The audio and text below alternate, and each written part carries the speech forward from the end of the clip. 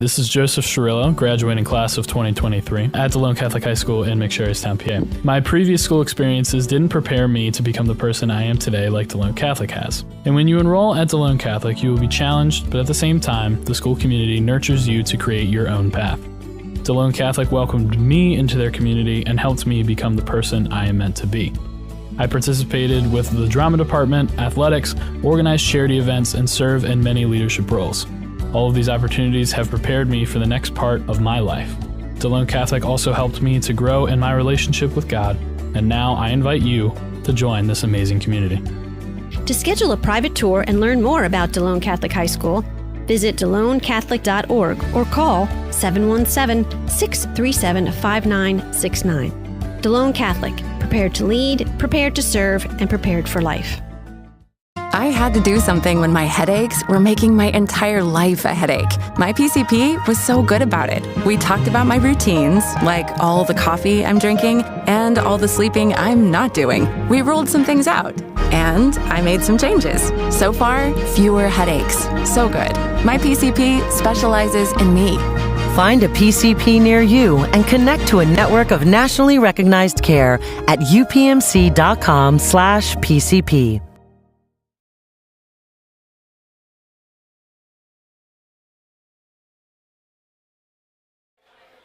Hi everyone, thanks for joining us. This is Danny Smith and I am here with the full crew. We actually have quite a lot going on up here tonight. Before we get the guys on to go started, I have the tentative schedule for you for tonight's activities. About 6:15, George and Tony are going to come on the air. Mike Knoll's going to be here with us on the camera. We have our intern Luke, who's also up here. But Luke, do you want to have her pop on the headset and we'll have her whenever she's ready. Whenever she's ready, no hurry. I will let her introduce herself and talk about the upcoming play here. Let me get the right graphic up. Whenever you're ready. All right, there you go, you're on. Hi, this is Miss Gabby Kranja. I'm the program director here for all things theater at Delone Catholic High School. Very excited to announce, first time ever, we're having a dinner theater option. This is November 1st. The dinner begins at 5 o'clock with a show to follow. Our show is called this year Murder with Tomato Sauce by David J. Lemaster. In this very quirky murder mystery, we have Detective Rathbone inviting various world-famous detectives to a classic spaghetti dinner. And once the detectives realize they're being killed off one by one, they start to question their own motives for coming to such a dinner. It's very interactive, and during our spaghetti dinner portion, we have actors that will have real-time conversations with you. So if this is, your cup of tea, if you're into anything mystery or detective novels, come experience this interactive and tasty event that we'll be serving up here. We begin October 31st, November 1st, and then Sunday, November 2nd, that's our matinee. It's at 2 p.m. And as the director here, I can say our kids have been doing just a phenomenal job. They make me laugh on a daily basis. Now, this is the first time we're doing anything like this. Yes. Right? Yep. And do you have an idea, so people know? They can scan the QR code that's on the screen if they're interested. They can go to the website, call into school, questions. They can, but do you know what the ticket price is and the dinner price? Can you let people know at home? Yeah, so the dinner price, if I'm remembering correctly, is $25. Oh, okay. That's a bargain. Yeah, our ticket, I'm sorry, $25 for our seniors. I'm so sorry about That's that. Okay. It's $30 with your tickets. So if you're just coming for the show, it's a $10 ticket. If you come on Saturday, you get $30, and what you get for those $30 is a spaghetti and meatball dinner from our one and only Chef Amy, salad bar, and I believe the dessert is tiramisu. Ooh. Yeah. And I can say I've had different lunches that she's had here, and so which makes me really excited for this because they've been phenomenal. And the kids can't stop talking about just how good her food is. Like, it really is something to talk about, and her involvement with this has really made it fun and fun for the kids as well. And we want to offer something different for our audiences than never before. Yeah, and this will be a great experience for the community to come in. If you haven't been back to school in a while, or you're not here tonight for our alumni tour, you get to see it's an opportunity to come in, see how things have changed and evolved. You get to see an amazing play, and you get to see how the food's upgraded over the, because like I said, breakfast sandwiches, amazing. Absolutely. Oh yeah, I can't wait. Everything I've had here has just been okay.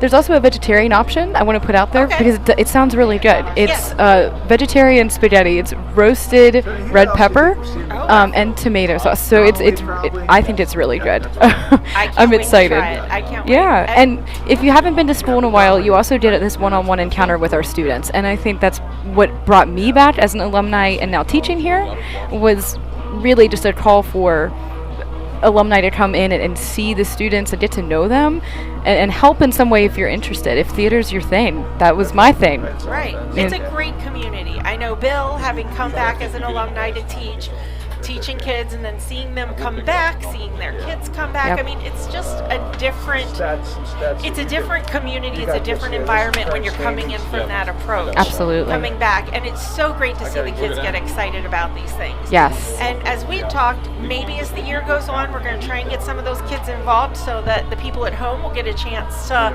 talk to them and interact with them and hear them and get their perspective on things here at Delone. Absolutely.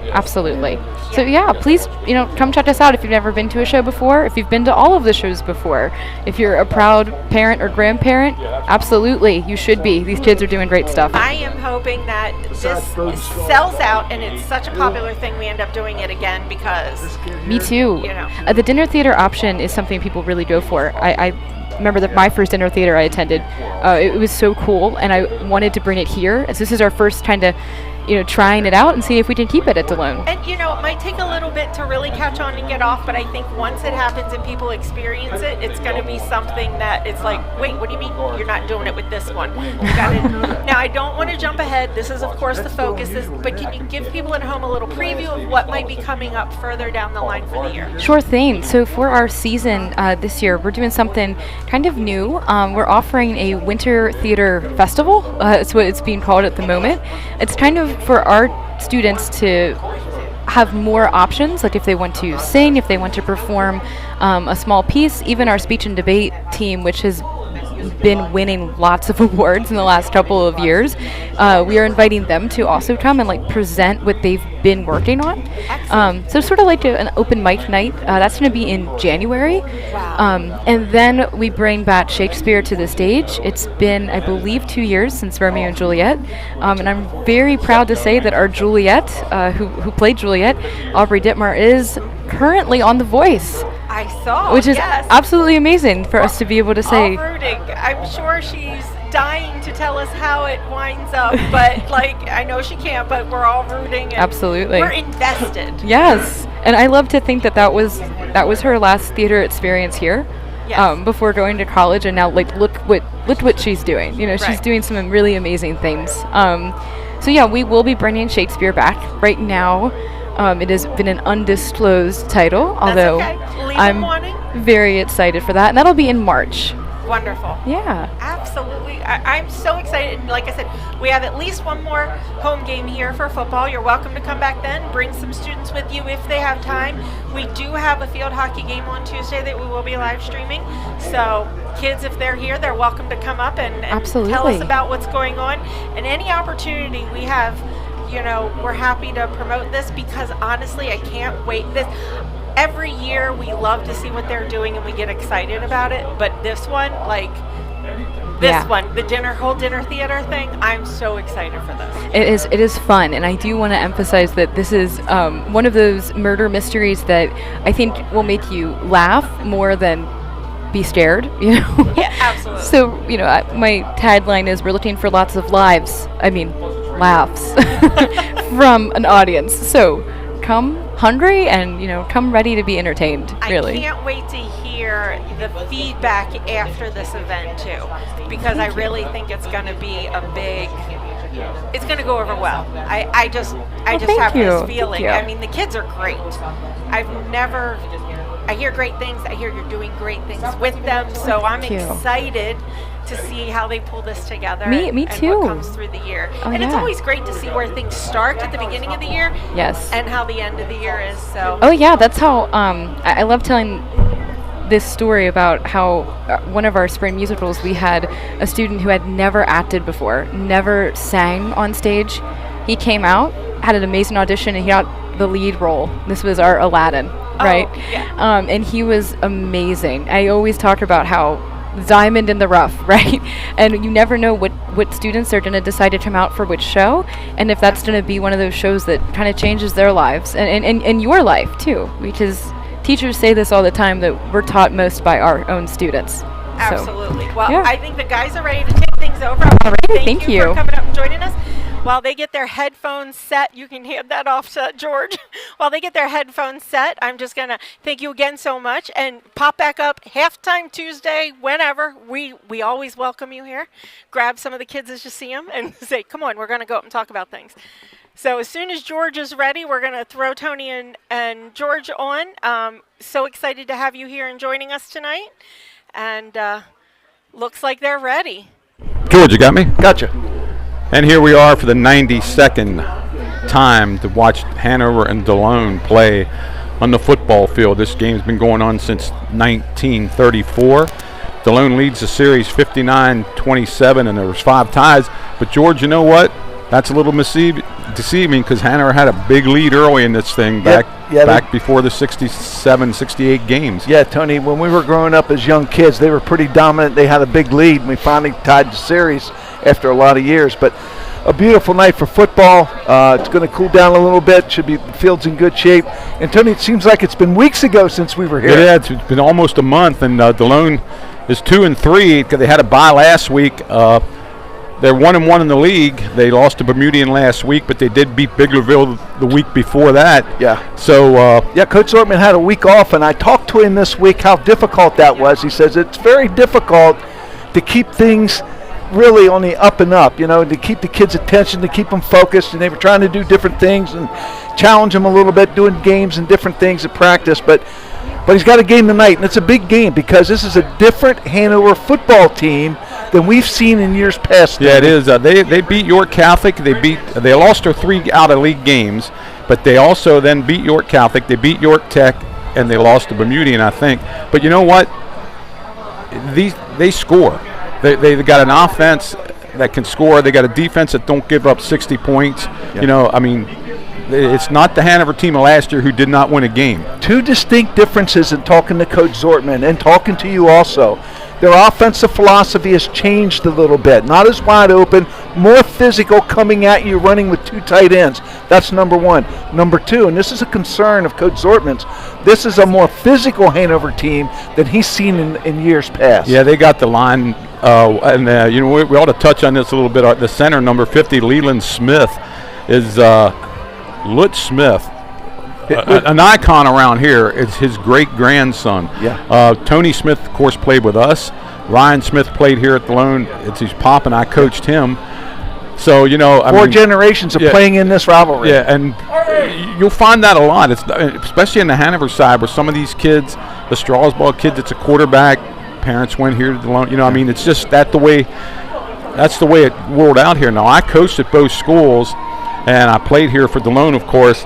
But I'll tell you what, Hanover, they mark this game every year. I don't think it's like with Delone having the success they had and Hanover not being much of a rival. It's gone away from Delone a little bit, but it hasn't gone away from Hanover. It's a good point, Tony. Sometimes with a lot of success, you can get a little bit complacent and take things for granted. Hanover marks this game down, and this is big for them.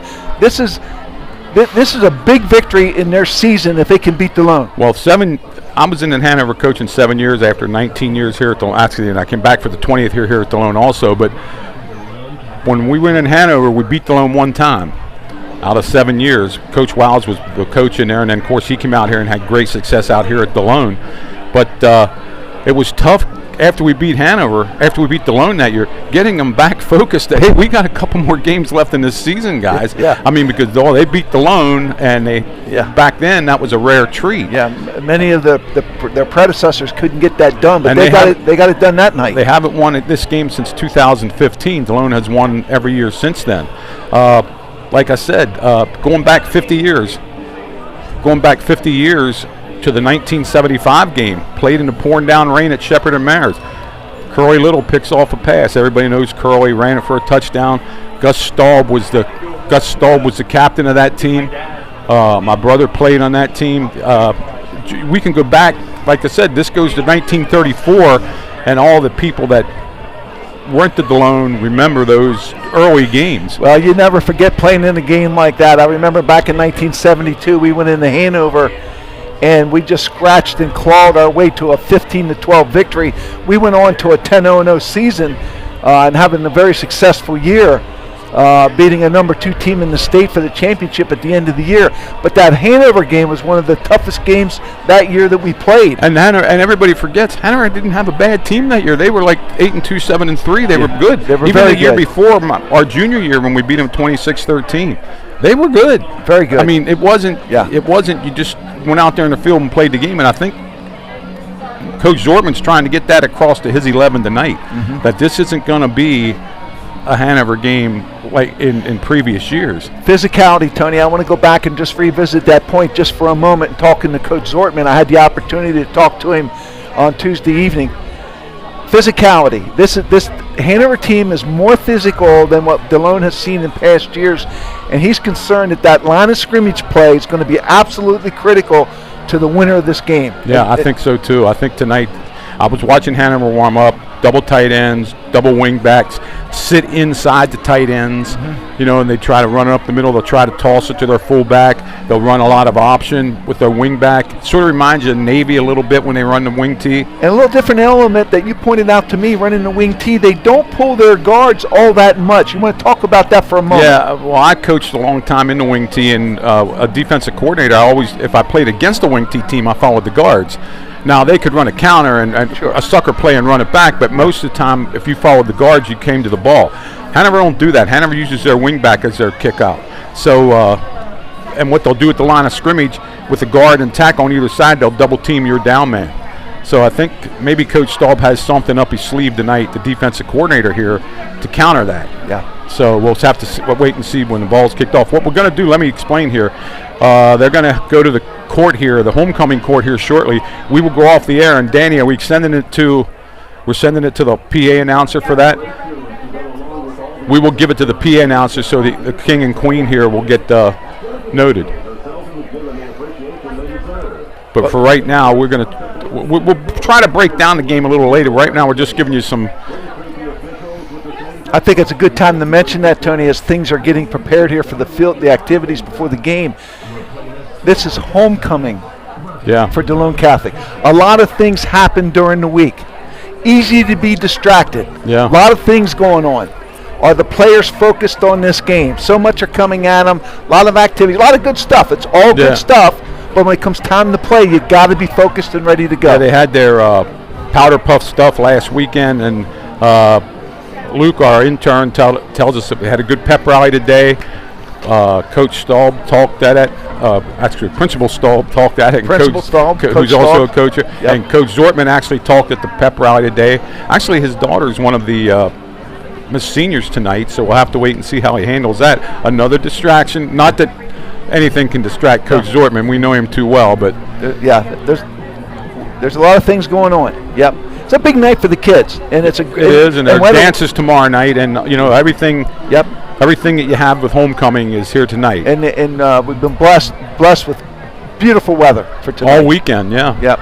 Going to get a little chillier tonight, get warmer tomorrow. That's football weather, Anthony. That's what we talk about, baby. Some of the games we're going to look at tonight are New Oxford and Cannondale, and actually a big one in at Southwest. West York and Southwest come down. Southwest comes down a division. West York moves up the division. West York's undefeated. Southwest is 4-2, but they need wins to get their standing. And Southwest gave New Oxford all they could handle before they fell to that very good New Oxford team. That's going to be a big barometer because New Oxford I'm not going to say they got an easy win tonight, but they should win tonight to go 7-0, and that sets up the game with West York next week. By the way, the Squires go up to Littlestown next week and play up there. Yeah, so a couple of rivalries, but West York can't be looking ahead to that game next week. No, they're going to have their hands full out there at Southwest because they're in 4A West York.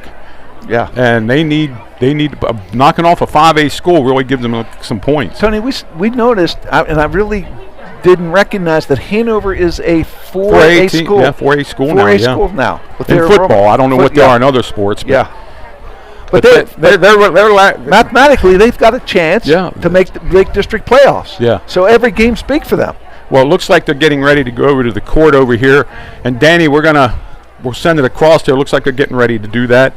So we'll give it to them, and me and George will be back on right after the Queen and King are announced.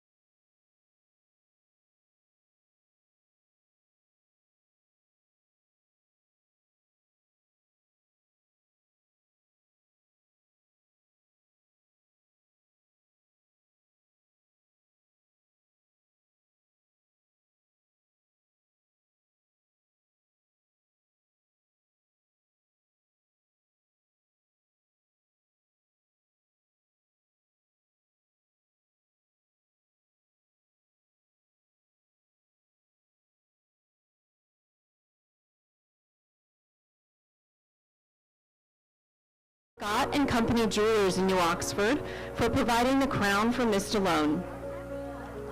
At this time, we would like to invite any Delone Catholic alumni who are present to please stand and be recognized.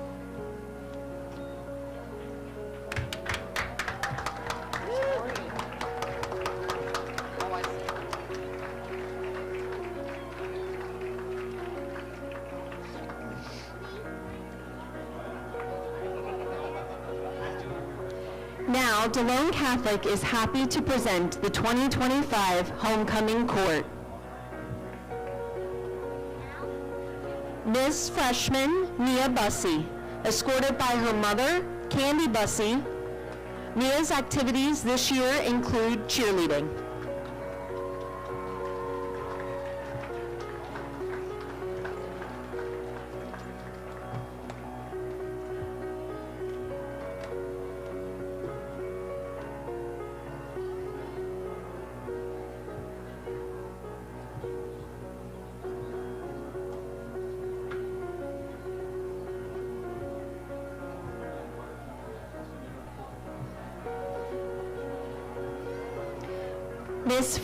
Miss Sophomore Debbie Claybaugh, escorted by her parents, Charles and Debbie Claybaugh.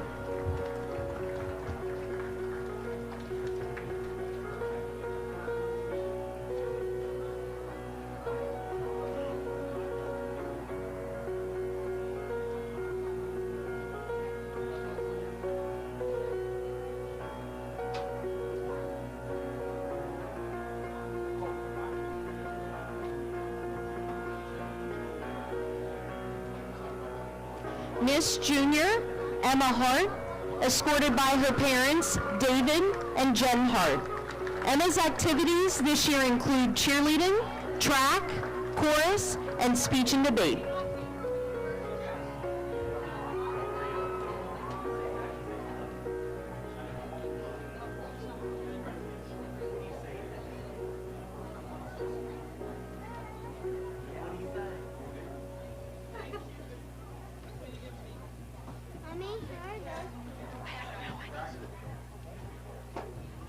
Miss Senior Samantha Belmere, escorted by her parents, Eric and Danielle Belmere. Samantha's activities this year include cross country, track, National Honor Society, National French Honor Society, National English Honor Society, Student Council, International Club, and Student Athletic Advisory.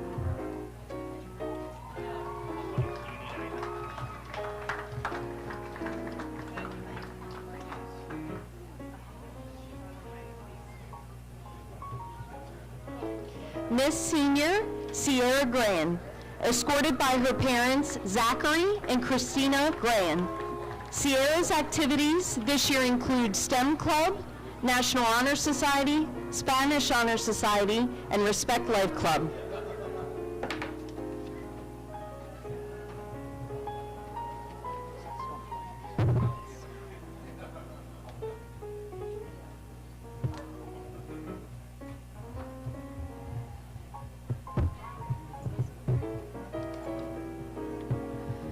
Miss Senior Reese Meckley, escorted by her parents, Jason and Jen Meckley. Reese's activities this year include volleyball, basketball, and mini-thon.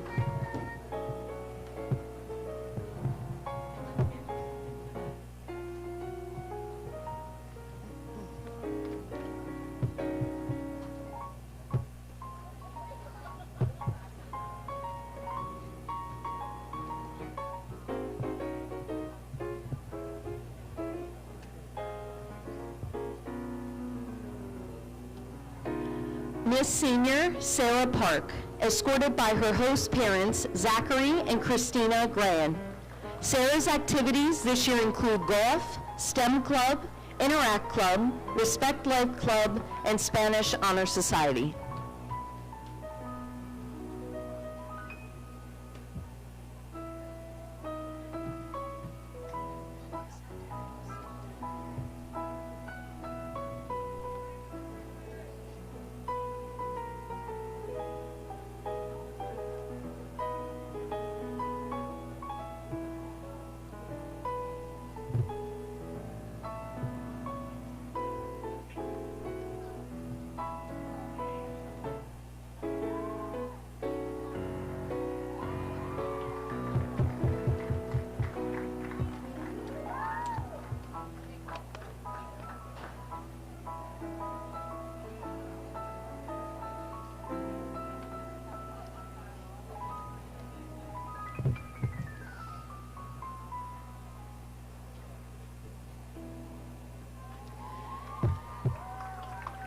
Miss Senior Katie Zortman, escorted by her parents, Corey Zortman and Josh and Steph Alman.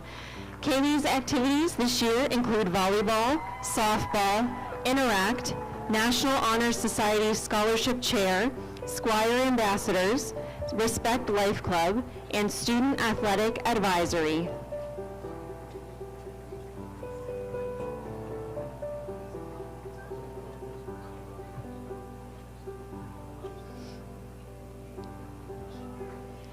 Mr. Senior Nicholas Holtz, escorted by his parents, Gregory and Christina Holtz. Nicholas's activities this year include STEM Club, soccer, lacrosse, and Interact Club.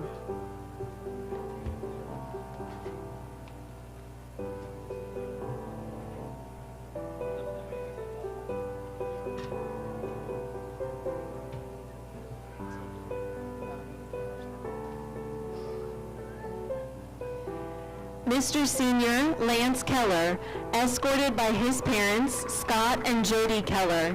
Lance's activities this year include Student Council, Mu Alpha Theta Math Honor Society, Respect Life Club, golf, tennis, Student Athletic Advisory, and National Honor Society President.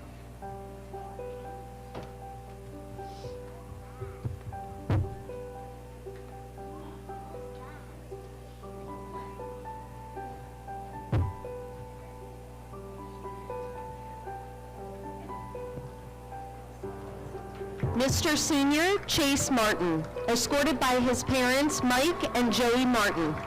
Chase's activities this year include National Honor Society, Nu Alpha Theta Math Honor Society, Spanish Honor Society, football, basketball, mini-thon, and student athletic advisory.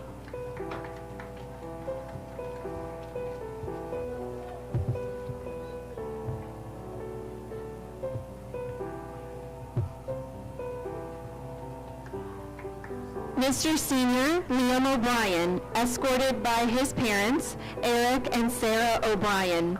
Liam's activities this year include National Honor Society, Nu Alpha Theta Math Honor Society, Spanish Honor Society, football, basketball, and mini-thon.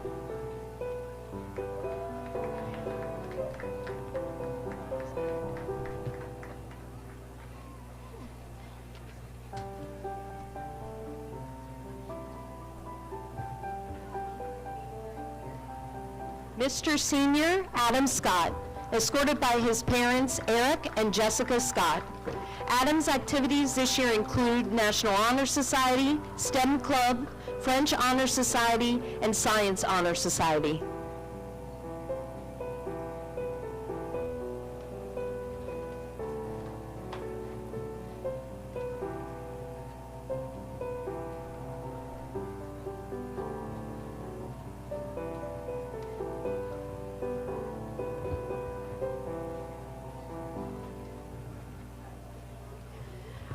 Please help us welcome home Mr. Delone 2024, Gino Giraffa, and Miss Delone 2024, Camilla Zepeda.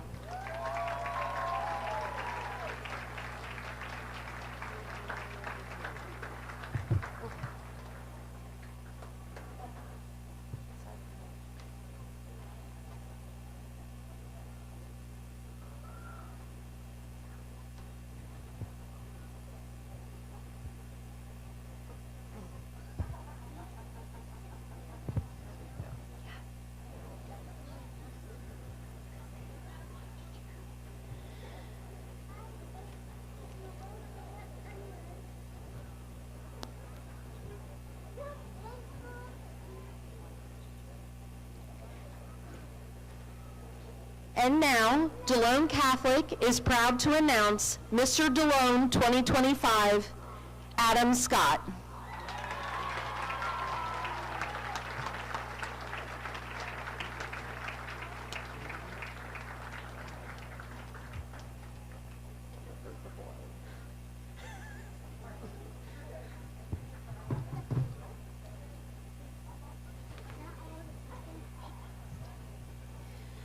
And Miss Delone 2025, Reese Meckley.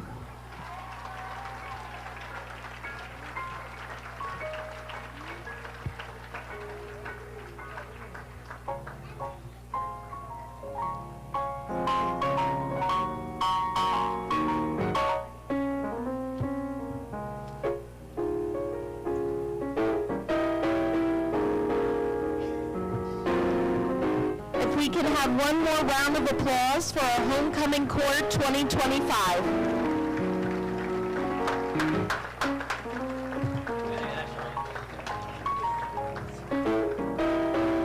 The homecoming game and crowning are the culmination of an energetic Spirit Week.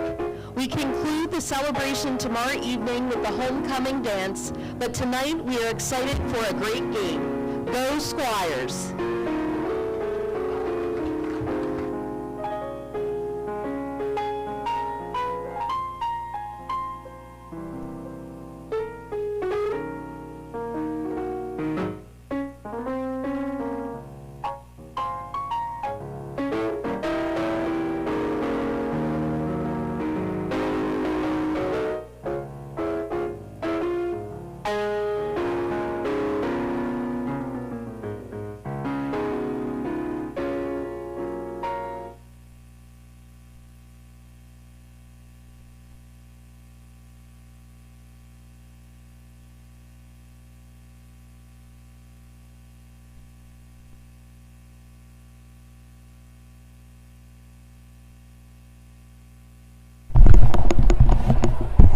And we're back here. as King and Queen were just announced. I hope everybody watched that. Luke, what was the king's name? Adam Scott. Adam Scott was the king, and Reese Meckley was the queen. So we got that. A lot of pictures being taken down on the field. Again, perfect weather for these festivities this evening.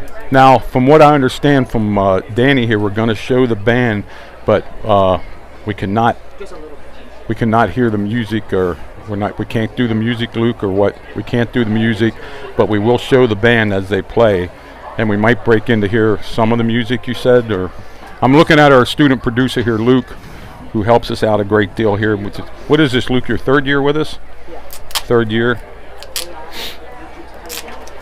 And George and I will just go over some of the stuff we touched on earlier, that this is the 92nd meeting of the Squires and the Hawks. Been going on since 1934. Long time, Tony. Long time. 2020 it wasn't played, and yet people think it wasn't played because of COVID, but that's not really the point. We were going to play them that year, but they moved the district playoffs up, and Delone, who had a 6-0 record, already had qualified for the district playoffs, so they had to cancel that game and go into the playoffs early. So in a way it was because of COVID, and in a way it wasn't. But every year it's been played since 34, and this is a 92nd meeting, and the reason it's a 92nd meeing, even though we lost a year there, is because in 1995 they played 2 times. Mm-hmm. There was Hanover beat Delone in the regular season 34 to 17, and then they beat us in the playoffs 20 to 12. And I was a coach for Delone both of those years. Yeah, and we're watching going to try to get the toss of the coin here down to our left. Yeah. Let's see who got that. George, keys to victory tonight for Delone. I mean, this is going to be I think it's going to be I believe, maybe I'll be proven wrong, that it's going to be a close game. I think so, Tony. I think this is going to be a more physical game than Hanover-Delone games in the past. I think Hanover has changed their offensive philosophy. They've run right at you. They're not wide open like they have been in past years. But they do have a quarterback that can run, sprint, and throw, which is interesting, and they need to keep him in the pocket. But basically, what we think we're going to see is 2 tight ends. They're going to line up and come right at you and run a wing tee and say, here we are, we're coming at you, stop us. Yeah, they're going to run the fullback up the middle quite a bit, but they also have the wings that'll come get the ball on the sweeps. They have fullback pitches. And unfortunately for Hanover, they're going to miss one of their stars tonight. Yeah, number 5, they're starting. We were told the Carver Alvarez is not going to play tonight. He's banged up a little bit, and he's going to have to sit this one out, which is probably very tough for him sitting out the Hanover-Delone game. George, we mentioned a couple games of the past in this rivalry. The 75 game when Gus Stahl was the captain of the 75 team, and they beat him in a driving rainstorm, 1914. My brother Bummy he graduated in 61. The 60 game, they won 8-6 in at Shepherd and Marriage in a driving rainstorm. There in the mid 90s, when the Henson boys were on the Hanover won 4 in a row, which was the high water mark for them since the 80s. Yeah, and help me out here. There was a famous tie. Yeah, I think Phil Staub kicked the field goal, and they said it was good, and then they called Delone for motion, I believe. That was a 64 game, ended 7-7. Yeah. It was supposed to be 10-7, but they called Delone for motion, and Phil couldn't convert the next one, and that ended 7-7. Actually, Phil and Gus are brothers. Yeah, how about it? Yeah. Gus played a little bit further down the road there. But, Tony, this was a game usually played the first game of the season. Okay. For more than half of the time, I went back over. More than half the time, it was played. First game of the season. And it was a very emotional. We got the loudspeaker here right now. Looks like Hanover is going to. Well, there went the toss. Hanover won the toss. It looked like Delone won the toss. Let's see what Corey does. But you can go back over every year and pick out something that happened. Like and even the people when we went away to college always wanted to know what happened in the Hanover-Delone game. Yeah. Like I said, I've coached at Delone for 19 years. And in Hanover for 7. I was at Biglerville for a year, and the Hanover-Delone game meant more to these kids from Hanover. I mean, there were spirited pep rallies on both sides. Yeah. But and that's another thing. Let's go back to the pep rallies back when we were kids, when the bonfire was for that, and you rode around Hanover, and they rode out here, and they threw eggs and everything else. And kids had kids had crepe paper, red and blue crepe paper for Delone and orange and black for Hanover. On their bikes riding around town. Yeah. And I remember Bill Smith, who's one of our producers here for DCBN, his dad lived right down the street from me. He went to Hanover. Somebody down there went to Delone. He'd have orange and black and red and blue crepe paper on his car. Yeah. But they would. That's when Delone. That's when you knew football season was here. The first Friday in September. Yep.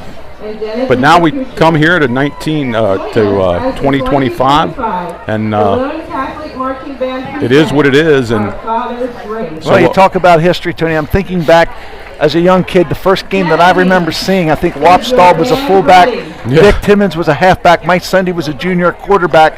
That was a really great team. They went 8-1 and won that year. That was a great year. And the year after that, Delone went 10-0 with Mike Sunday as a senior quarterback. Yeah. Yes.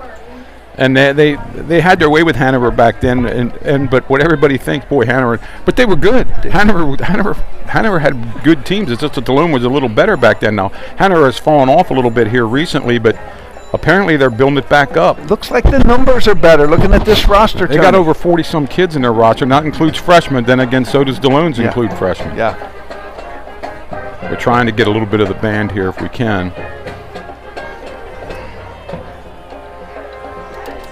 Say hello to my sister Anna, husband Bob watching, brother Tom, Gus Staub I think's watching. I think Buzz Clunk texted me today. He's probably watching. Marty's down there in Virginia watching.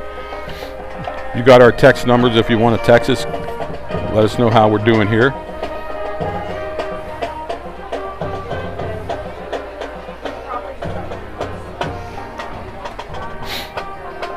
Thanks, Anna. We did that. Really nice crowd coming in. It is a nice crowd on both sides here. We figured we'd get a decent crowd for the Hanover Delone game. Well, the weather's certainly cooperating, that's for sure. We'll try to keep you abreast of some of the other games in the area. Like we said, Southwest is at West York, which is a big... Southwest is at West York? They're at West York. New Oxford's down at Cannondale. Littlestown lost last night to Penn Manor. That's already in the books. Let's talk about the division a little bit, Tony, and the standings, okay? Touch on that a little bit. Here in Division 3, Bermudian looks like they got a stranglehold here. They're 2-0. Hanover's 2-1. They lost their 3 games, but they already beat. That's another thing. Hanover has beaten York Catholic and York Tech. Yep. Littlestown's 2-1. They had a game out of the conference last night. York Catholic's 2-1, and they visit Biglerville. Now, they have beat Biglerville early in the season, which didn't count in the league, so they're back at Biglerville tonight in the one that counts for the league. That counts for the league. Yeah, Delone sits at 1-1. So some of our listeners out there might want to know, why are they playing them twice? Well, because they couldn't get another game. Yeah. Fairfield dropping out, and York Catholic was already down a game. Yeah. They only played 9 for a couple years, so. Yep. And Fairfield, of course, is 0-0 because they didn't play. And Tech's 0-3. Biggerville's 0-2. So Delone sits in 5th place. Now I got the football leaders here, and what's going to have to happen, George, Delone's pretty much in the middle of the pack. Scoring offense, they're way down, 15.2. They're last in Adams County. Rushing offense, they're 109 yards rushing. Passing offense, 141. So that's like 250, which don't sound bad, but it's just, they're not getting the job done. Well, you and I have been doing this for a number of years, and I think you would agree. I don't think there's been a more difficult year for Coach Zortman in trying to find the right combination to get on the field because of injuries and guys getting hurt, particularly losing his quarterback. Parker Hohenstein going down in the game that we did. Yeah. The Northern Lebanon game. Early in that game, and Chris Costello has to come in, and he's been learning the offense and the position from his previous wideout position. He's now the quarterback. Well, what it does, we talk about this. What people don't understand is when Chris plays quarterback, Coach Zortman don't have another quarterback. You know what I mean? That he wants to put in a varsity game. So you got to take Chris off defense, and that just opens up a little bit on the defensive side. And you start moving people around. You're trying to find the right combination. You know, like Corey, Coach Zortman. I call him Corey because I coached him, but like he always says, when Hanover has the same problem. All these little schools, you lose a guy, you lose 2 guys. Yeah. Because more than likely they're playing both ways. Yeah. And when you have to, like you said, well, we'll move this guy here, we'll move this guy here. So every week he's playing another position. Yeah, what's really different in today's environment here at a school like Delone is the number of freshmen that are playing on a varsity level.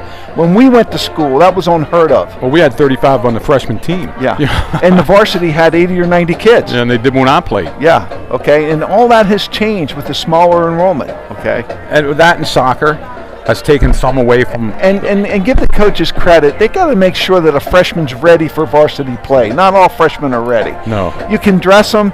You can get them in the games maybe when you get a lead and put them in certain situations. But some freshmen, most freshmen really are not ready for varsity competition. Well, as you know, the YAIA did a little bit of shuffling, with teams going like Bermudians going to Division II, and even though Delone's been very successful in Division III, the reason they kept them there is because of the size of their team. They don't have the size to move up. Yep. So, and they're only a Class A team, so the teams in Division II didn't really want them coming up because beating a Class A team don't give them enough points. These points for at district points. So they kept them down. Now in basketball, now Delone girls are moving up to Division II. There's going to be other things you're going to have to watch where they are in the division. Yeah. But we'll cross that bridge when we come to it. But I want to tell you, Delone's staying down in Division III in football. Yeah. Now that's the league. The league is different from district playoffs. Yeah. In district playoffs, Delone is a 1A team. York Catholic is a 1A team. And they're the only two 1A teams. In District 3. Right. So irregardless of records, they're going to play for the district championship at District 3 at the end of the year. On November 7th. Yep. The last game's 24th, and ironically, Delone has to go down to York Catholic and play. That's their last game. The next week they get off, another bye week, and then they go into York. Then they go in November 7th. They play for the district championship, and for all the scuttlebutt I get, it's going to be at Hanover like it was last year, but we don't know. And the winner of that game will at Hanover. And the winner of that game will move on to states. Yes, and the states this year, District 3 gets a home game. So if Delone would qualify for the states, it would be down here. But now the state wants you to play in a turf field, so it would probably be Hanover or Southwest or someplace like that. When you say down here in this area? In the District 3 area. Like Delone had to travel when they won their first ever state game. Right. Delone traveled and won up there in Philadelphia on a Saturday afternoon. Yeah. So we know that the quarterback is Bowden Strasball. The running backs are Anthony Wright, Caleb Hench, number 3, and Jesus Chavez, number 4. Justin Petro, number 11, and Jackson Rice, number 32. On the line for Hanover center, number 50, Leland Smith. Number 52, Caden Groff. Number 54, Jaden Trish. Number 55, Oliver Trump. And number 60, Walter Bradley. That's who's going to start on offense for Hanover, and most of them guys will probably see the defensive side of the ball also. George, you got the Squire starters on offense? Yeah, let's talk about that for a minute. We talked about moving players around. Well, Jamie Aquino, who was a guard, he was guard. He's moving to tight end, and he's going to wear, I believe, number 16 tonight. Yes. Okay, that forces Brooke Bowers into the lineup at center, number 56, and I believe he is Well, Brooke Bowers is 53. 53. Okay, yeah, 56 is Ray Haynes. Okay. I think Ray Haynes is actually going to start there. Yeah. Okay. Homer's going to be a tackle. Aquino's, of course, going to end. Martin's going to be a guard, and Vandergrift will be at his tackle position. We talked about the quarterback position. Chris Costello. Costello's going to be the quarterback. Looks like Liam O'Brien will be a wide out, along with probably, I believe, Bowerline will see some action out there. Yeah, it may be Emlet, but Bowerline. And the featured running backs are Colin Redding and Ryan Smolyan. And Liam Donnelly will come off the wing. Yeah, offensively. So Coach Zortman doing his best to find that right combination. So we're about 10 minutes away from kickoff here. The band's finishing up their pregame, and I don't know where they're going to do the national anthem from. Down there from the sideline, we got alumni cheerleaders also, along with the regular cheerleaders. I don't know if some of the alumni band's going to sit in here with the band tonight, trying to look down there and see. But we got a nice crowd here at Delone Catholic tonight. Probably a lot more than was here for Northern Lebanon. Delone plays Littlestown next week down at Littlestown. Then they come home 2 weeks from tonight to take on York Tech, right here at JT Flaherty Field. They end their season against York Catholic. It's hard to believe we're talking about ending the season already. Yeah. They end their season at York Catholic on the 24th of October, and then they will play in a District 3 Single A championship game 2 weeks later. Hopefully we can do that on DCBM. We'll have to wait and see if we can dot the I's and cross the T's on that. Delone band coming off the field after performing before the game. And Marty Clunk just checked in. We're sounding good down there in Virginia. Hope Jimmy Conrad's listening in tonight. Jim, hope you're doing well. Let us know if everything's going good. Joe Clunk up in Tony Smith Tony and Donna, our classmates, always say their grandson plays for Hanover, but they always watch us on, I guess they're here tonight over there. I don't know if they're watching or not. But yeah. Brian Clunk maybe perhaps in California listening in. Every once in a while he tunes in. It's only 4 o'clock out there. And I hope you're enjoying retirement, Brian. You certainly deserve it. Well done, my friend. It's homecoming, and it's a nice homecoming crowd. Building, especially here in the Delone side, it's really nice. Actually, Hanover don't have a bad crowd over there either.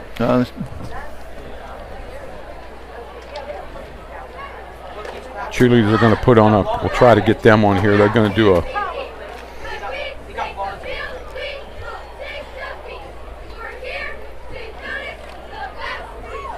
Well, between these two teams, if you played football, there's certain games that you do remember during your season that stand out. This was always one of them. The Delone-Hanover game was one that you always remembered, okay?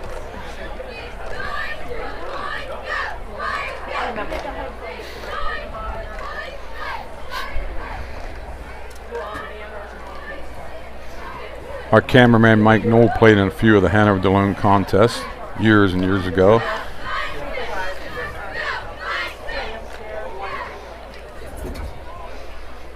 Back in the day, it was always played at Hanover High School. Yeah, first game of the year. Yeah. I think Ray Catul is listening tonight. Remember his dad, Ted, got me and Coach Knoll told us where Mid-Valley was when we had to go. Up in Throop, Pennsylvania. He was a state policeman, and he told us how to get to Throop to go scout a team that we were going to play in the States. Big Daddy Rebar.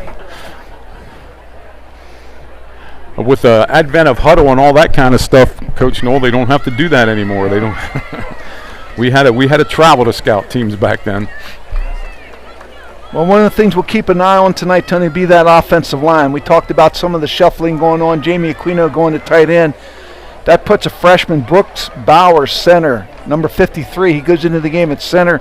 And Delone starts another freshman, Jackson Hummer, at tackle. So you got 2 freshmen on that offensive line, and a sophomore, Alex Lavelsberger, will be playing guard. Of course, you got Chase Martin, a senior, and Zeke Vandergrift, the senior. But a young offensive line, Tony, 2 freshmen and 1 sophomore. How are they going to hold up against Hanover? That will be a telling point on the outcome of this game. Yeah, Delone likes to drive he's been throwing a little more this year than he likes to, I think, Coach Zortman, but it might be out of necessity because, he's a grind and pound guy, always was, but you really can't do that. Costello, one of his strengths, though, that he brings to this offense is he's a pretty good runner. And he can get to the corner, and when things break down, he can scramble. That's part of his game. Yeah, no. So can the quarterback for Hanover, Bowden Strasbaugh, is a good scrambler, too. And the thing that hurt Hanover and their losses have been turnovers. Yeah, you got to hold on to the ball, and that'll hurt any team. But yeah, Colin Redding has had the majority of the carries from this halfback position. Ryan Smullian, the other back's going to get the ball a few times. We also look to get them the ball out of the backfield, Tony, with those quick passes. Yeah, the Delone throws a lot of slip screens, I'll call them. And we'll have to watch for that tonight. They did a good job against Northern Lebanon with that.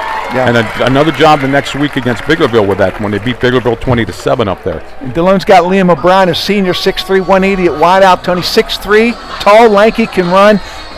Will he get the ball tonight downfield and maybe out-jump some people, reposition himself to make some tough catches? We'll wait and see if he impacts this game from his wideout position. Well, what you got to do is give Costello time if you're going to go deep, and that's what. Yeah. That goes back to the offensive line play.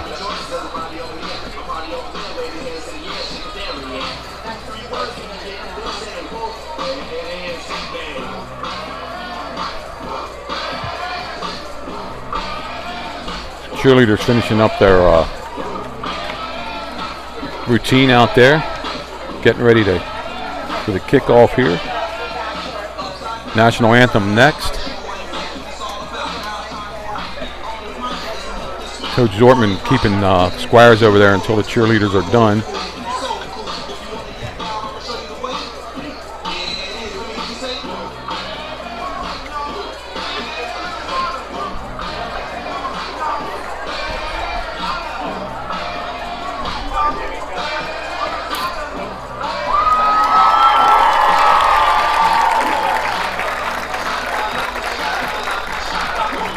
George, I was watching the kicking a little bit in pregame here. Number 9, Colton Miller for Hanover, was punting the ball. I think he does the place kicking too, but his punts were very, very good, very high and long. Yeah. And Delone's been having trouble with their punts, and actually Cole and Redding's been doing their extra point kicking. Yeah, the kicking game could be a concern for Delone. We'll see if it's much improved. It was it certainly needed to improve after the second and third game of the year. Yeah, that's for and sure. That's another point of contention for Coach Zortman, because he's usually had a pretty decent kicker. Yeah.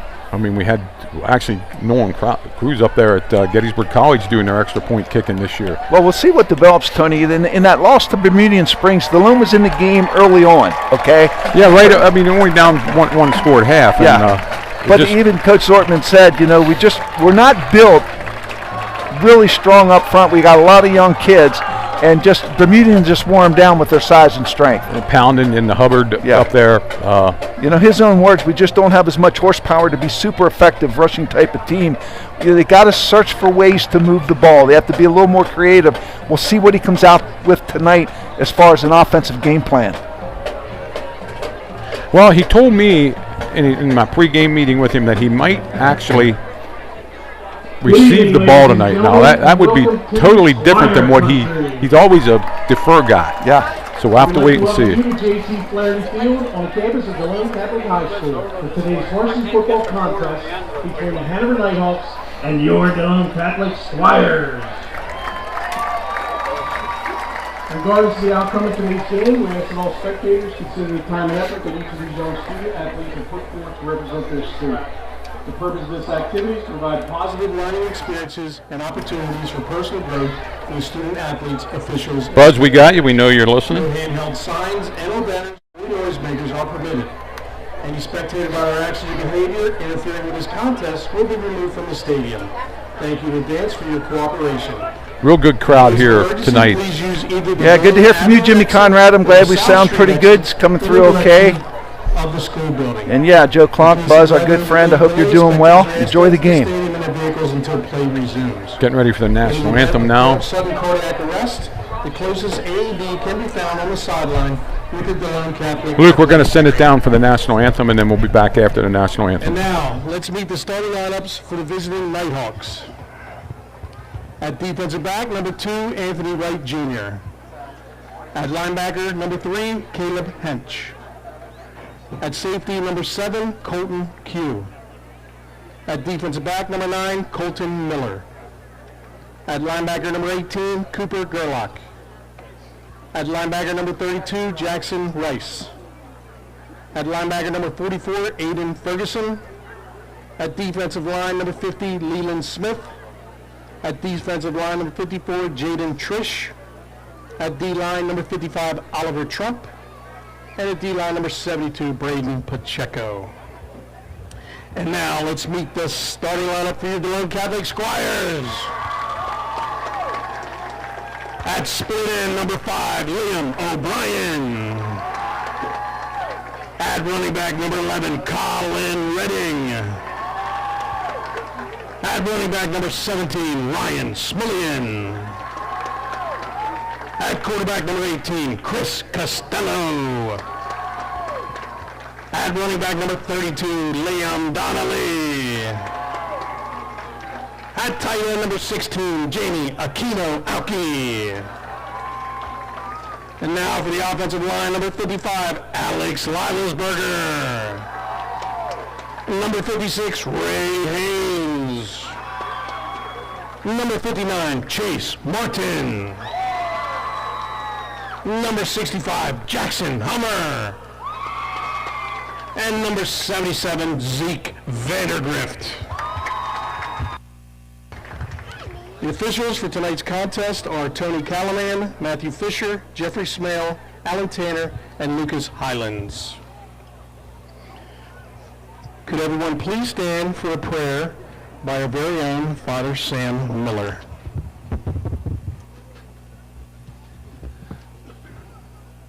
In the name of the Father, and of the Son, and of the Holy Spirit. Direct, O Lord, all our actions by your holy inspiration, and carry them on by your gracious assistance, so that every word and work of ours may always begin in you, and through you be happily ended, through Christ our Lord. Amen. In the name of the Father, and of the Son, and of the Holy Spirit.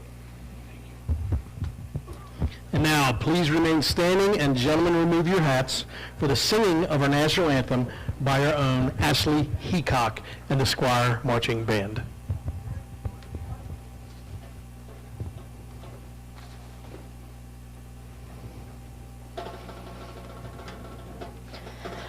Oh, say, can you see by the dawn's early light what so proudly we led at the twilight's last gleaming, whose broad stripes and bright stars through the perilous fight o'er the ramparts we're so gallantly streaming, and look at the air, the boys bursting in air, give people the night that our flag was still there. Oh, say does that star-spangled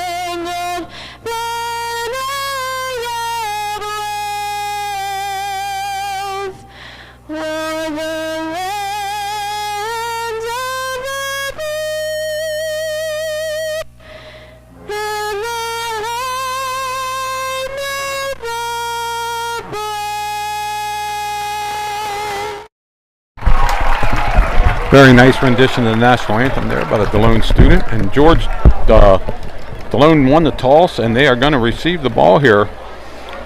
Well, homecoming weekend here at Delone. Spirits running high. Crosstown rivalries. Does it get any better than this? Great weather, big crowd.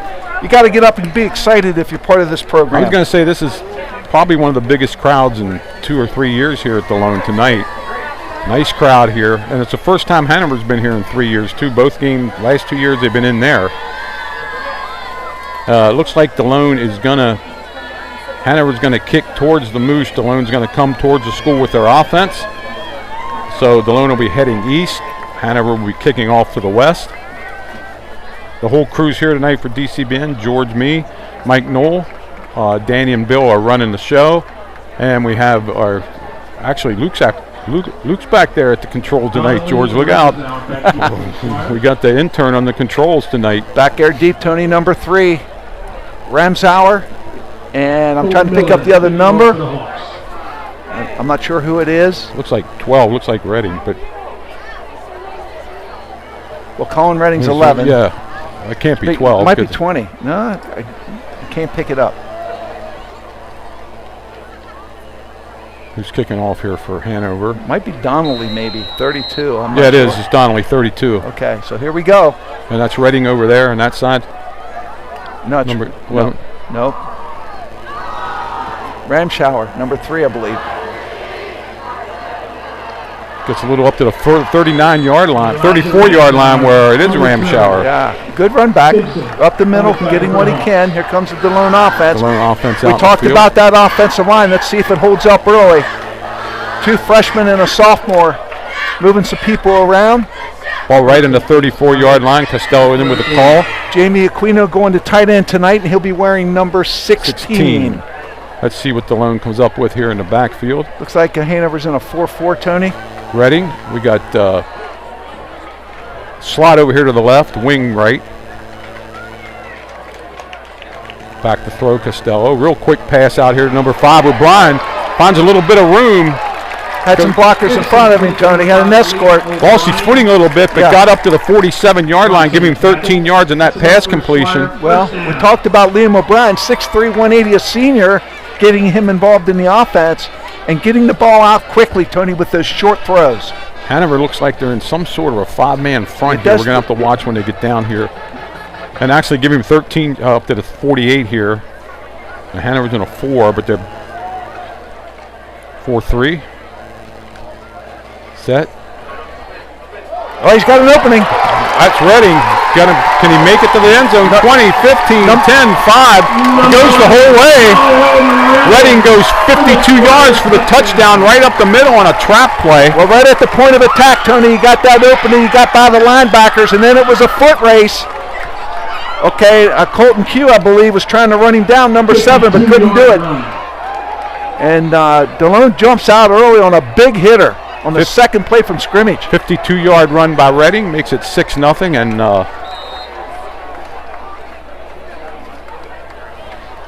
Reading, I guess, is going to try the extra point here, I think.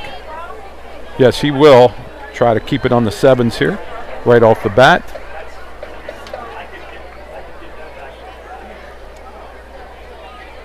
Snap's good. The kick is up. And the kick is good. Reading makes it to make it 7-0. Catches his breath in time just to make that extra point. So only 45 seconds off the clock, and the Squires are up 7-0 here in this 92nd renewal of this big rivalry here.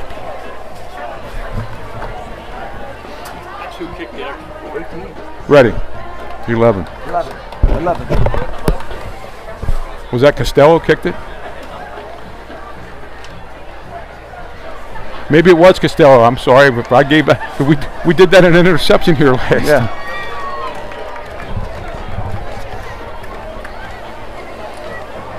Well, anyway, the kick's good at 7-0. So let's see what they can do with Hanover's offense now. It's your last chance to pick up your Delone Catholic Athletic Association and Notre Dame Club of Gettysburg tickets. First prize $500, second prize $250, third prize $100. Donation $5. Drawing will be at halftime today. Pick up your tickets down by the concession stand.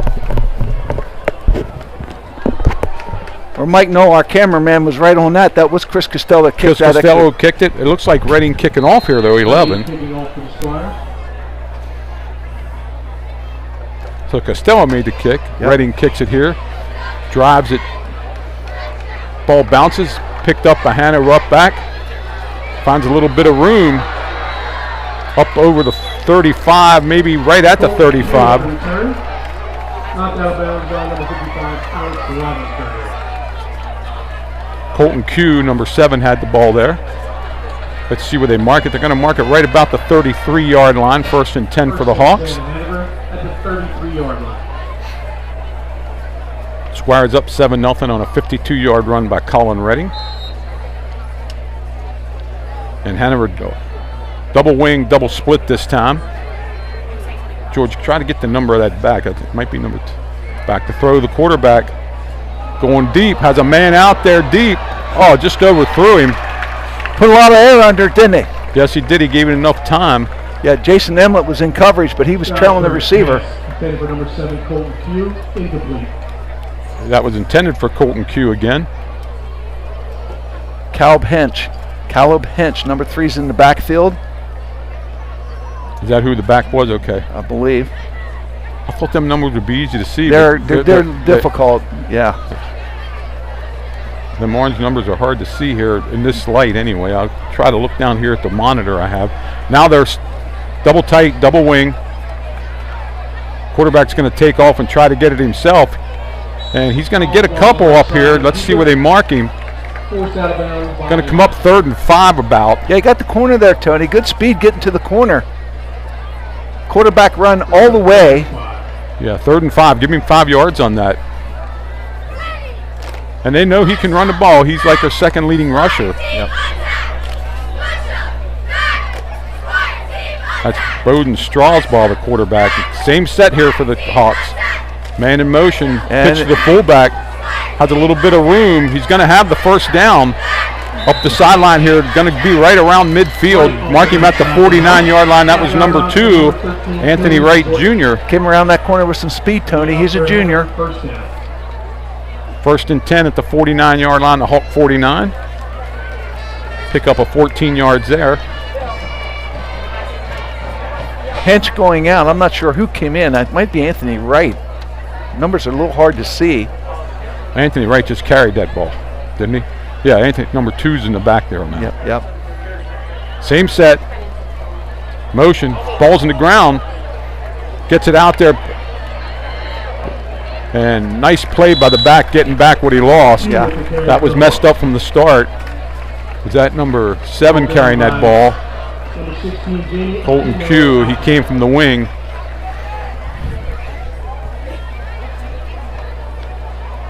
Strawsball over to get the play. 2nd and 10.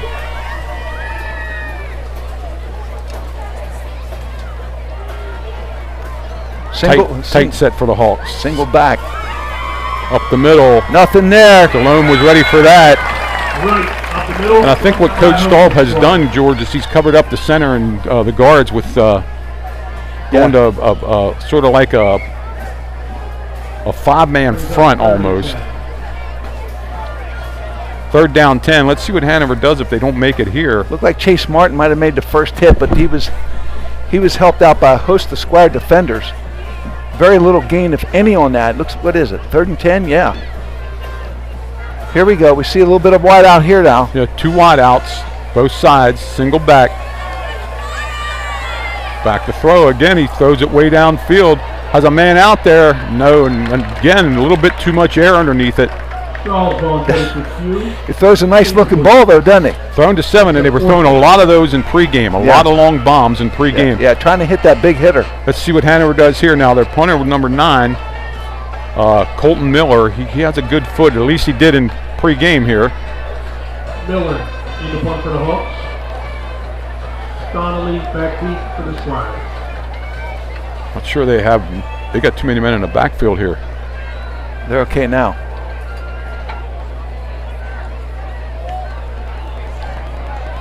Nice high kick. Fair catch, fumbled, but picked up by the Squires, and fortunate to get back on that at the 20-yard line, and that's what Delone will take over for their 2nd possession.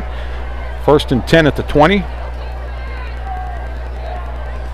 Delone Catholic alumni are invited to stop by the alumni tent near the scoreboard to meet and greet other alumni.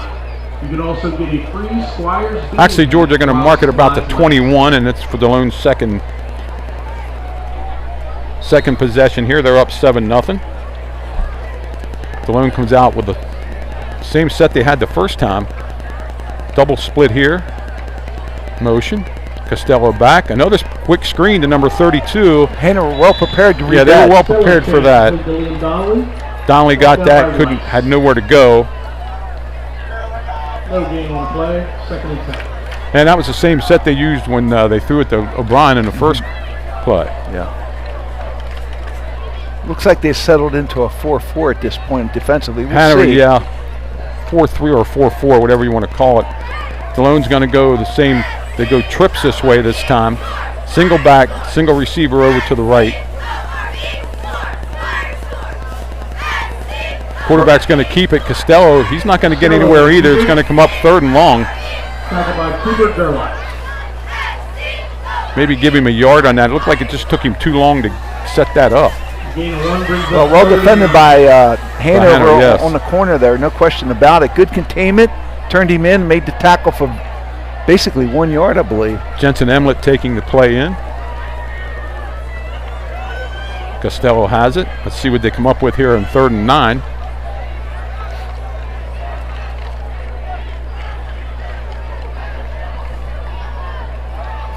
Wide out over here to the left.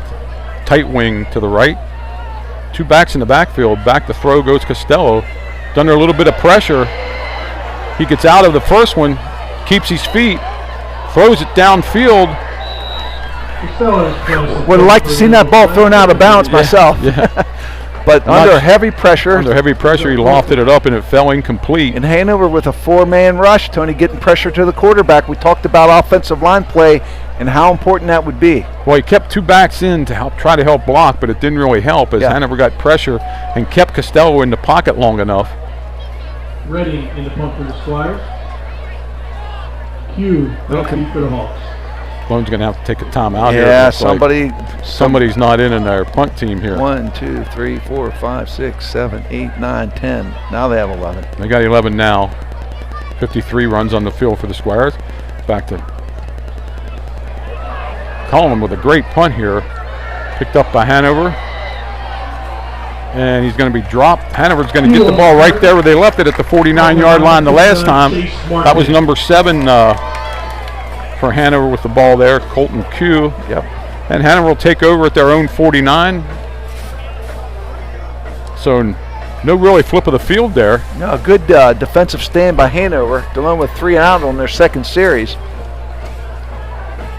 And the Hawks take over right here in front of us.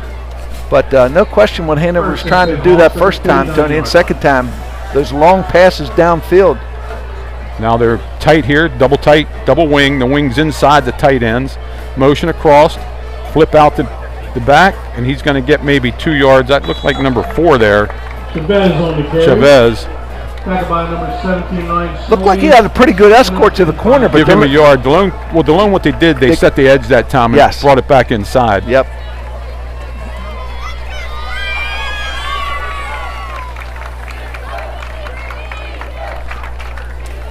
So we're moving along here. We're going to be down to 7 minutes here shortly in the first quarter. Trips over this way in the bunch formation for Hanover. Here comes the quarterback.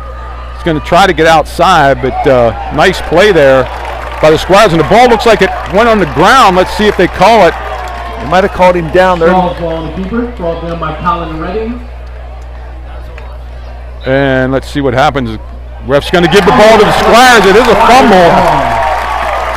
We might be lucky that happened in front of the Delone bench. Yeah, yeah. I don't know. I mean, I saw the ball come out, but there was a scramble there, so the Squires will take over at their own 49. On that bunch set, they're just trying to outnumber the defenders on that side. Walk down and get the guy outside. As quick as possible. Delone defended that very, very well. The ball comes loose. Delone picks it up, lays on it. And we got it at the 49, and here come the Squires for their third possession, 7-0 with 6:56 left here in the first quarter. Donnelly out wide, Brown out wide. Costello back to throw. Looks downfield, throws the ball out of bounds. Costello's pass incomplete. Brings up 2nd and 10. 2nd and 10.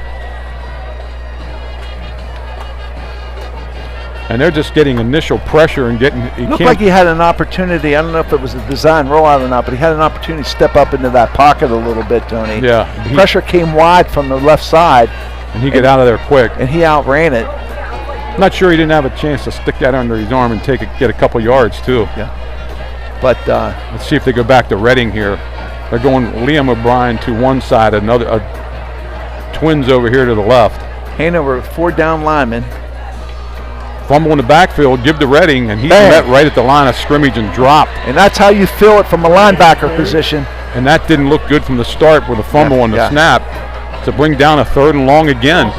Play brings up 3rd and 12. Looked like Braden Pacheco was in there, number 72, from a defensive tackle position, I think. Costello getting the play from Coach Zortman. And Hanover saying, we'll have none of that. Well, that's the play that went for the touchdown, and they filled it that time. Yep. Costello brings them up to the line of scrimmage here. It looked like to me that Hanover started out in a 5-man line, but switched back to a 4. Yeah, they got that middle linebacker stuck up in there. Now he's backing off a little bit because of 3rd down. 3rd and 12. Costello gets the ball back to throw. He's under pressure again, and he's going to be dropped by number 54. Jaden Trish, Tony. Offensive lineman, he's a senior. Trish, a Hanover name. Yep. Been around for a long time. Delone had that big opener, but right now Hanover's controlling that line of scrimmage. Yep, they're going to have to punt the ball away. Fourth and a bunch, and again, the Delone's one down. Get him in there.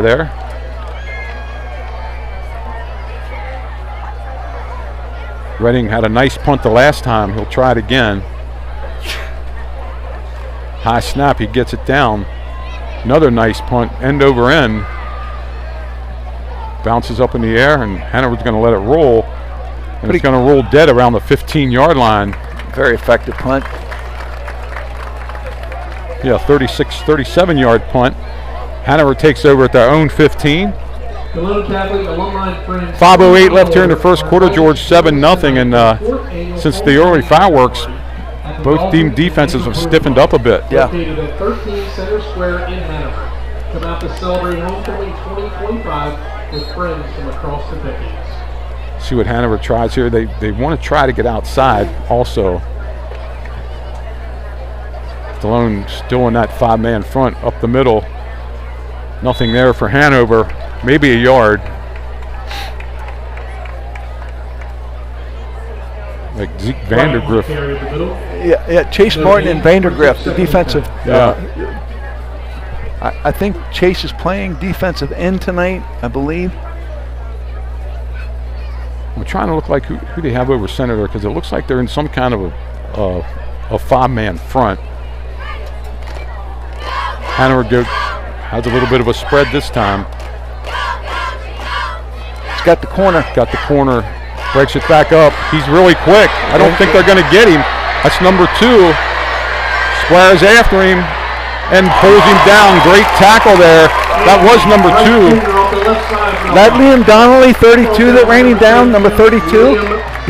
Donnelly did run him down at the other 20. Well, he had a great pursuit angle, and he turned on the burners, and I didn't think he could catch him, but he did. Number 55-yard run, and that was number 2 running that ball, wasn't it, for Hanover? That's the importance of a pursuit angle to run him down. Big play by Hanover. Takes him to the 20-yard line where it's 1st and 10 for Hanover. They were been working on those corners, Tony, and they got that one. It was a nice cut by the full, and he's going to do the same thing, but he falls here. Yeah. Right off the right side. If I'm mistaken, if that wasn't right carrying the ball the last time, I'm sorry. I thought it was. I thought it was number 2 that time too, but numbers are hard to see. Yeah. So give him a loss of 2. Comes up 2nd and 12. A big play by Donnelly running him down. I wouldn't be surprised if Hanover takes a shot into the end zone here. Yeah, and that time Wright just lost his footing because he was going to cut back. The same thing I think it was Wright did the last time. They didn't have he cut it back and then cut it back outside. Really nice run by the Hanover kid.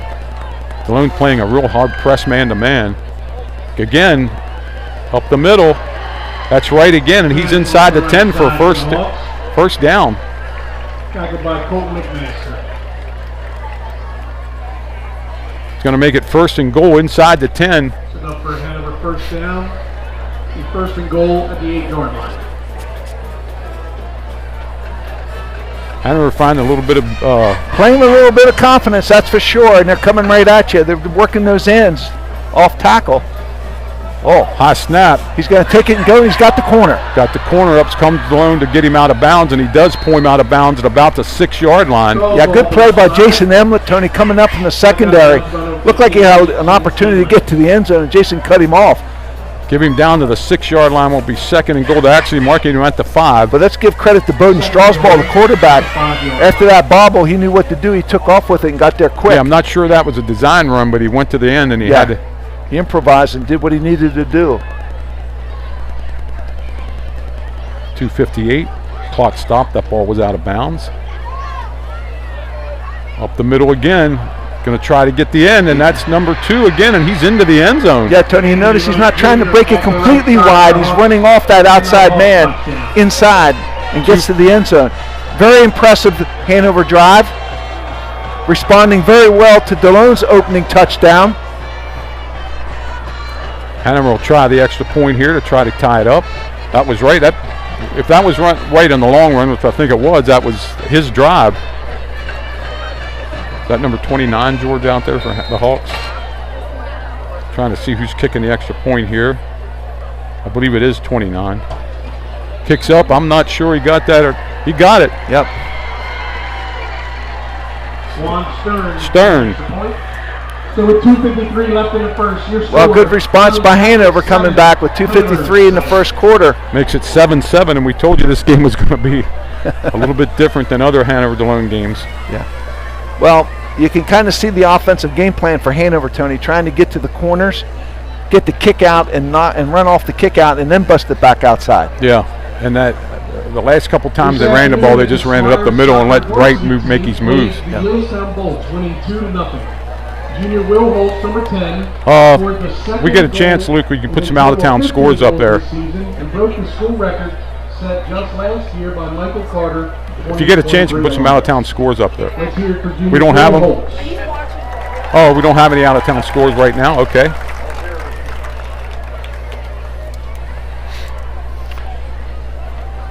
Well, Coach Zortman trying to work in the pass, Tony, but the pass protection for Delone offensively has been breaking down. And see what kind of adjustment Delone can make to help alleviate that. Yeah. Okay. And Hanover already had one fumble, and we said that's what's really been the bugaboo for Hanover. Some turnovers hurting themselves. Back deep for the Squires. Looks like number 9 going to do Miller the kick. kicking off for the Hawks. Miller kicking off for the Hanover Nighthawks. Oh, he squibs it. Nice play by Delone Upman, just catching the ball at the 44-yard line. That was number 52 for the Squires. Number 52, Colt Kirshner on a return for the Squires. Colt Kirshner caught that ball. Good hands, huh? Decent field position for Delone at the 44-yard line. Yeah. Over on the left, the right hash. You're always concerned about that ball bouncing off his shoulder pads. It's coming to him so quick. Colin Redding's coming out of the game here. Squires at the 44-yard line. See if Delone can answer the Hanover 85-yard touchdown drive. 7-7 with 2:51 left here in the first quarter. Delone spreads it out a little bit.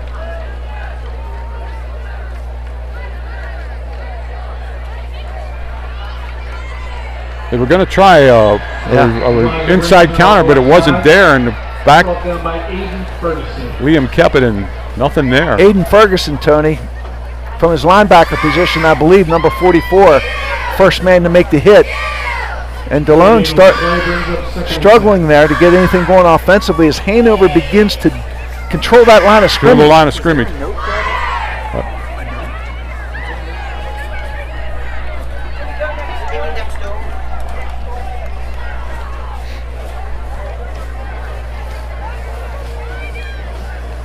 Squires have a wide slot over there to the right side. Costello gets it. There's a give up the middle to Redding. Redding comes up here close to midfield. They're going to mark him at the 49. It's going to bring up a third down and about a long 5 or 6 yards. Brings up 3rd and 5 for the Squires. Hanover stiffening up a little bit in the middle there. They are. Ferguson isn't a linebacker. He is a defensive lineman. He's causing some havoc in there. Liam Donnelly out there to the right, along with O'Brien. Costello, quick out. Ball's in the ground. Hanover was all over that play, too. Yeah, I think they knew that was coming. Dalone's going to have to punt it away here. Yeah, good field position, can't do anything with it. And Hanover's playing with confidence. You can see that they're a little hop in their step. Let's get that number of the guy back deeper. Is that number 7? Is that Colton Q? Looks like it. Hey guys, I have an announcement from soccer today. This afternoon at the Squires Soccer Varsity, the Squires Soccer Varsity team played the Littlestown Bolts. They won 2-0, and the junior Will Holtz, number 10, scored the second goal with a total of 15 goals and broke the school record that was just set last year by Michael Carter, and just this past year, so we have a new record. Congratulations, Will. And that punt was down at the 3-yard line, so that's where Hanover will take over. Well, field position means a lot in this game. Yeah. Particularly when you're not controlling the line of scrimmage. Push them down deep, So play Delone, defense, and not give up the big play. Redding's been punting a lot better tonight. That punt rolled dead at the 3-yard line. Congratulations to Will Holt for setting the record for Delone soccer as they beat Littlestown today 2-0. Out comes Hanover. They've spread it out a little bit wide to the right. Left. This is what they've been throwing out of George. They've been throwing the deep ball out of this. Let's see what they give again. And he's hit, and that might be a safety. Yeah, I think they might get. And it is. Delone's going to get a safety tackling number 2 in the end zone. Safety for the Squires. It's one of the risks you take, Tony, when you're on the 1 or 2 yard line and you take the ball back deep in the end zone, as opposed to a quick hitter, maybe a slant off the tackle or something, just to get something going, get you out to maybe the 3 or 4 yard line. Yeah, it was supposed to go up the middle, and the back took it outside, and that was a mistake. Yeah, you got to get that 1 yard back. That's a chance you take when you start to string it from the 1 yard line. You're susceptible to that safety, and that's what happened. So we don't know who made the tackle. Did we get who made the tackle there? Again, don't forget to get your tickets. Delone Catholic Athletic Association and Notre Dame. And there was no hesitation from the ref. He came up right away. Yeah. A lot of times they'll give you forward progress, but there wasn't none because he took off and ran into the backfield. Yeah. Ball's kicked from the 20, guys. Let's move up here. Yep. Up here to the 30-yard line. Come on, guys. There they go. Hanover will kick off from the 20. Last time it was a short kick. You don't see too many safeties, Tony. No. 9-7 the Squires. Special teams, you don't practice that alignment too often. It looks like number 29 is going to do the kicking off here. You handle this well, you can get real good field position, and that's what you want to do. You should get good field position. Run up on it, catch it, and coming go. Up back to the 35 to the 40, 45, 50. Breaks it outside almost. That was number 3, and he makes it to the 45-yard line. Over the 45. Let's see where they mark it. That was number 3 again. Elijah Rasmer, who's a 10th grader. Yeah, just tripped up there, Tony. Looked like he had some daylight. Well, you wanted it. It's great field position at the Hanover 43-yard line after Hanover gives up a safety with 1 minute left here. At the 43-yard line. Slot to the right. Single receiver over here to the left. Quick throw out to Redding. Redding's going to try to turn the corner. He does. Breaks it 3. He's in the clear. Trying to run him down, but they're not going to get him. And the block. I hope they didn't call it clip there. They did. Did they call it? They called it. The referee on the far side threw the flag. No need to throw that. No need to throw the block. So it's going to be a spot foul. It'll still be a first down for Delone, but it was a clip. Yeah. Tony, good footwork down the sideline. That's an extension of the run game, that quick pass out of the backfield. So the clip occurred about the 5-yard line. 10 yards back will take it to the 15. But no need to throw that block. No, there was no need to throw it.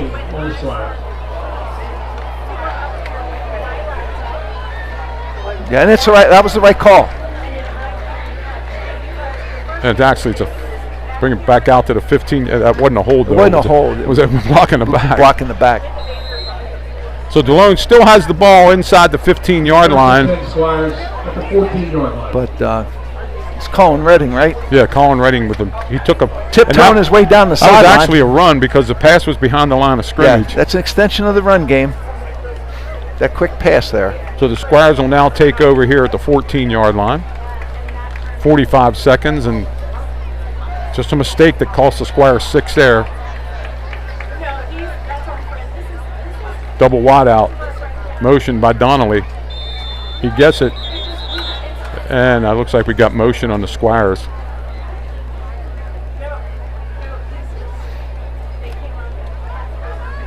See what the call is here. False start against Delone. Bring it back to the 19-yard line where it's 1st and 15 now from the 19-yard line.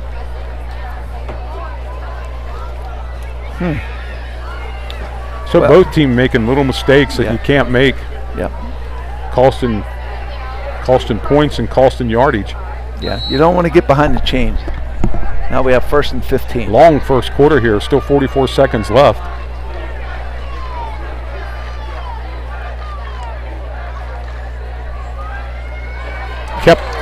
Redding keeps the ball.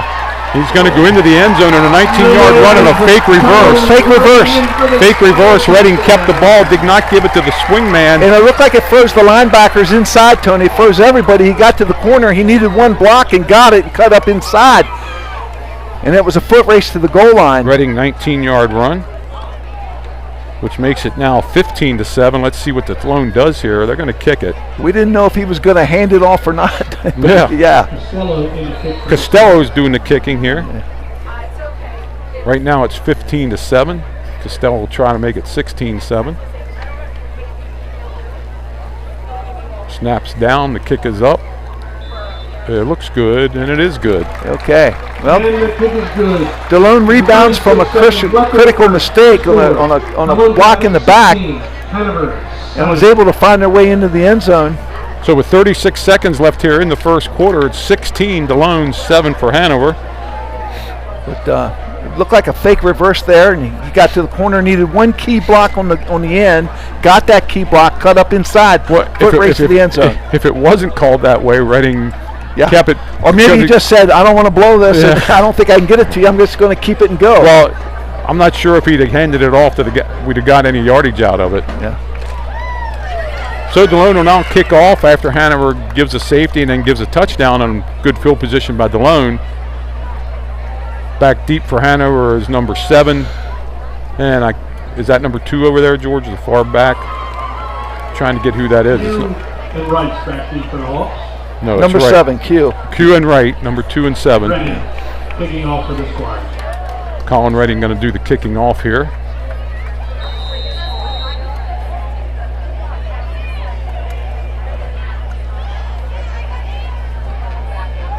Drives that in back. It's going to be Q at about the 7. Brings it trying to get up this sideline. Breaks it up to the 30-yard line. Nice return. Right at the 30-yard line. Hanover will take over there. 1st and 10 with only 29 seconds left here in the first quarter. A lot of action in this first quarter. A lot of action. Couple of scores, a safety. Some long passes that Hanover didn't connect on. Yeah, but they were open. It's not like they weren't open. Put a lot of air under the ball. 1st and 10 for the Hawks. Let's see what they come up with here with 29 seconds left in the first quarter. Q goes wide to the left.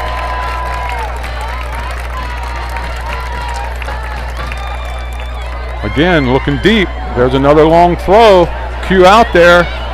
It's going to be interference, but I think he caught the ball. He did catch it. It looks like 3rd time's the charm, Tony, on that long pass. Mark it at the 33-yard line. The flag is going to be against Delone for interference. Yep. But they're going to decline that. They'll decline that. 3rd time being the charm. Perfectly thrown ball that time. Yeah. But actually, maybe just a little underthrown, and that's what caused the interference. First down, Hanover. First down, Hanover at the 33-yard line. At the 33-yard line. Well, Delone goes into that press coverage. They said, we're going to take a couple of shots, and they've taken 3 of them tonight, and they connected on that one. Ref has to get his flag and get back to where he's supposed to be. And here goes the clock. Give up the middle. Nice run. That's a tough 2 yards he just picked up there. Yeah, that was number 2, right. Colin Reading in there with the first hit. That's going to be the end of the first quarter with the score Delone Catholic 16, Hanover 7.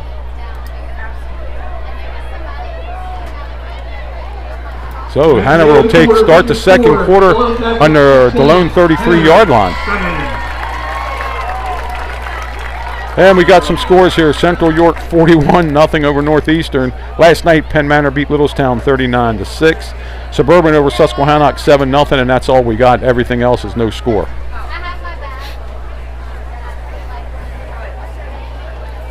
Well, big crowd here tonight. Looking out, you got to look for a seat here on this side. Yeah, and Hanover brought a lot of fans. They're round down in the end zone there. It's I'm not saying it's anything like the old Hanover Delone games, but it's a big crowd here. Hanover's got their band here tonight. A lot going on. Homecoming weekend here at Delone. If anybody has a score from New Oxford, Cannondale, somebody can text somebody that's there. Get us a score on that. That would be nice. Class of 75 has their class reunion next weekend. 50 years. Yep. They played in the 74 Delone Catholic Hanover game. They won that 10-7 on a Phil Robinson field goal. And so Hanover gets over the ball right in the 32-yard line where it's 2nd and 9. tight formation for the Hawks. Whoa. Oh, bad snap. But I think there might have been a flag down here. They might have been moving too quick. Let's see who they called that on. Yeah, a little motion. Legal motion. Hanover going to cost them 5. 2nd and 14 maybe. Got alumni cheerleaders down in front of us to the right. Yep. And 2, 4, 6, 8, 10, 12. Looks like about 12 of those. Yep. 2nd and 15. 2nd down, 14 yards to go. Let's see what Hanover comes out here. They're double tight. Actually got that bunch set to the right this time. And that's where they're running. Trying to get right outside there. Gets the initial 5 yards back, and they're going to bring up a 3rd and about 7 or 8. Smillian helping out there on the tackle. Yeah, that's that bunch set, and they try to get to the corner. Up to the 36. So I think probably 4 down territory for Hanover here. It's number 16 for Delone. Quino. Remember, that's Quino's right. Yes. He was holding his hand up in the air saying, I'm being held. Yeah, he's playing defensive end. He turned that play in. Thought he was held. No call. 3rd and 8. 3rd and 8, here we go. Back to throws Strasball. He's under a little bit of pressure. Tosses one up. Has a man out there looking in the end zone. No flag, incomplete. I thought that was good coverage. It was good coverage. I don't think there was interference. We got pressure off the corner there, Tony, and he had to release that just a little bit sooner than he wanted to. And the defensive player for Delone looked back for the ball. So, but it wasn't a terrible throw. I look for Hanover to go for this here. Oh yeah. Well, I don't know what else they can't kick a field goal, and the punt's not going to get them anything. Yep. So it's 4th down.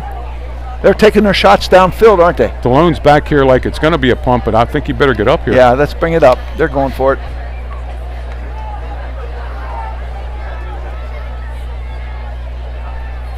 Hawks in double wide out set. Colin Redding's coming off the corner. Down the end zone. There's a pass. It's up. Oh, he dropped it. He dropped it. He had it in his hand. What a throw by Strasball. Beautiful throw. And coverage wasn't real bad. No. Okay. That was a great throw and a nice try by the receiver too.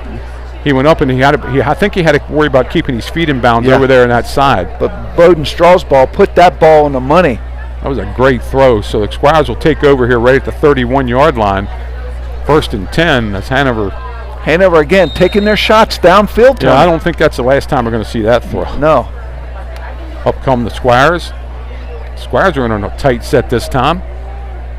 Costello, the quarterback. Motion. Looked like we were in motion there on the corner. Nice run here by number 17, Smillian. He made something out of nothing and got 4 or 5 yards. Broke 3 tackles to get 3 yards. Well, he got a little more than 3, I think. He almost got 5. Yeah, he broke 3 tackles. That was all him. Yeah. Yeah, Hanover in a pretty good position to defend that play. Just didn't wrap up and make the tackle. They are getting way penetration here in the line of scrimmage. Yeah. They blew that one up in the backfield too. Did everything but make the tackle.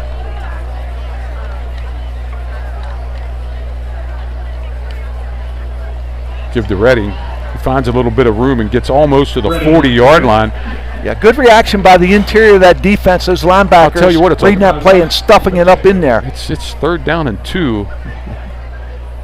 It's a long 2 also. Well, they're moving the stick a little bit, but I'd say, yeah, you're right, 2 yards. Let's see what Costello and Coach Zortman come up with here. Now we're inside 10 minutes here in the 2nd quarter. 16-7, the Squires lead. Hello to everybody that's watching. I hope you're enjoying the game. Squires put it double receivers over this way. Hanover jumping up inside. Motion. Costello's going to keep it, and it's going to be close. I don't think he got it. If he didn't get it, he's close. He came over the 40. I think they turned him sideways, Tony. I think he's going to be a little short. Oh, they're going to mark it back at the 40. Yeah, he didn't get it. Short gain on the play. Brings up 4th and 1. Actually, it's less than 1. Keep in mind, Tony, you've got a new center, okay? The center exchange. How confident would you be with a quarterback sneak? You got to take that into consideration. And we got to remember now, Hanover gets the ball coming out. You don't want a 2-for-1 here. Yeah, you got a brand new center starting his first game. That's a key here in this play. Hanover lines up right over center, as they should. They're in there tight. Oh, whoa, Hanover both sides. Oh, good. And I think that came from Coach Dortmund to do a hard count. Yeah. Off sides, and that's going to give the Squires a first down. Offsides. And you can see that did come from Coach Dortmund. Yeah, he's clapping. Congratulated the quarterback on the way out here. So the Squires get it at the 45-yard line with a fresh set of downs. Clock running, 8:40 left here before half.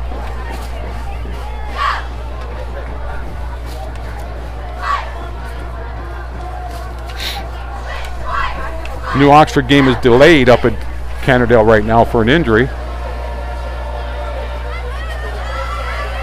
Nice run there by Redding. Gets 2 yards when he did, well, actually a yard. Give him 2 on that. 2nd down and 8. Well, Tony, we talked about Brock Bauer, center. He's a freshman, number 53. So far, center quarterback exchange has been good. You're always concerned about that when you put a new center into the game. So that has been a non-factor so far in this game. 2nd and 8. Squires up to the line. They've 47-yard line their own right now after a gamble on 4th down called offsides. Give to Redding again. Finds a little bit of hole this time, up over the 50 to about the 47 of Hanover.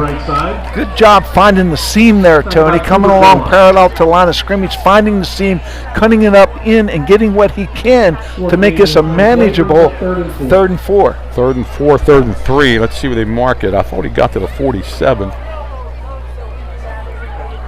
Oh wow, they marked it the whole way back at the 40. Yeah, I don't think that's a very good spot for Delone. That's just my opinion. We had a pretty good Yeah, we had a pretty good view there. It's right in front of us. Thought he get up to about the 48, but you know what, the yard's a yard. Squires have the ball back, 3rd down, and it's a 4-yard they have to pick up. Bunch set for the Squires over here.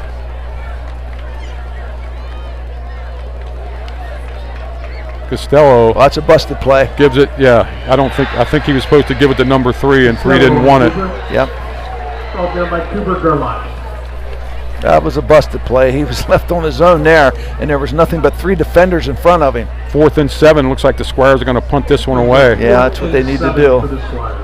Yeah, you thought you might have something going there a little bit for Delone, and Hanover stands tall. Of course, Delone hurt themselves there. Missed assignment. Yeah, it was. You could tell that was a busted play. Redding to punt it away. He's been pretty good tonight. Another rocket down to the sideline here. Bounces at the 10, picked up, fumbled away. Yeah. Coe fumbled it away, but he's covered at about the 8-yard line by the Squires. It's going to be 1st and 10. A good long directional punt to the corner. Excellent punt by Colin Redding. Yeah, his punts have been really, really good tonight, and they have to be because it's keeping Hanover bottled up. Yes. I like the fact he punted it down there into that corner to make it a shorter field to cover. 16-7 Delone with 6:10 left here in the 2nd quarter. Hanover has the ball at the 8-yard line.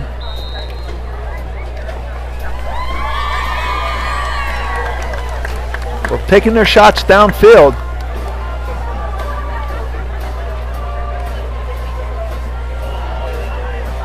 Number 2 again comes up to about the 13-yard line. Wright Jr. He's been the ball hawk tonight for the Hawks. He has been, as they're missing their number 1 back, I believe, Tony, right? Well, Alvarez has been their main ball carrier, but Wright has seen his share of carries too. Yeah. 16-7 here, clock running. Strasbourg has the play, and Delone, they seem happy to be playing that press man, even though they're although they seem to be getting behind him all night long. They won't put a safety in there. Motion across, pitch out. Nice cut, but he's not going to be able to go anywhere. He's going to be dropped for a loss back to the 12-yard line. Well, Delone had the corner set. He slipped, but Delone had that corner set over there, the defense set. He had to return back this way, and Delone was well positioned to make that tackle. 3rd down and almost 7, probably 6 or 7. Brings up 3rd and 6 at the 12-yard line. Ball at the 12-yard line. Like to get a stop here and then get a decent return Straws ball gets the play. Yeah, because like we told you, Hanover gets the ball coming out here at half. Yep. 16-7. Big play here for the Delone defense if they can hold on. Back to throw again. He's under pressure, throws it out, and he gets it away. Who applied that pressure? Who was that back there? That was Redding. Colin Redding, 11? Yeah, I think so. Yeah, Delone bringing a little bit of pressure from their linebacker position, Tony. And he had to get rid of that ball a lot quicker than he wanted to. I hope it's not a, let's see what this is. Flag down. Let's see if they're going to call it. If they call it, it's a safety, another safety for Delone. They're going to call him. He was still in the pocket. Intentional grounding.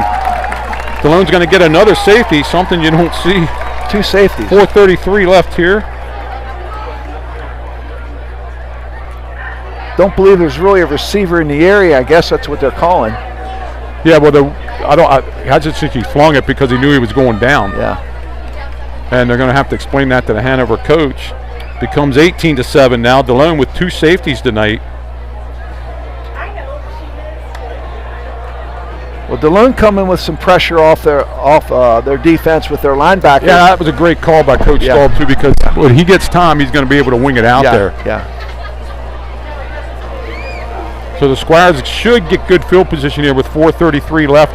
They're up right now 11 points, 18-7. How about a nice round of applause for our Squire cheerleaders along with Betsy Ernst and our alumni cheerleaders. Thank my daughter for giving me the update into getting the new Oxford game.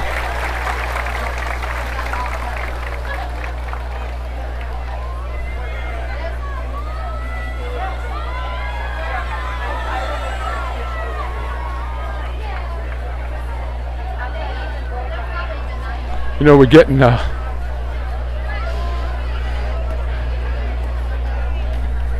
Buzz Clunk says that Reading kid can play. Yeah, well, he's just a sophomore. Just a sophomore. 6'3", 210, and he stays healthy. He's got a great future in front of him. Kick by Hanover. Bangs it down here. Donnelly. 40 up to 50. Puts his head down, gets what he can. Breaks up over the 50 again. Great field position for Delone. 47, 46 yard line. Let's see where they mark it.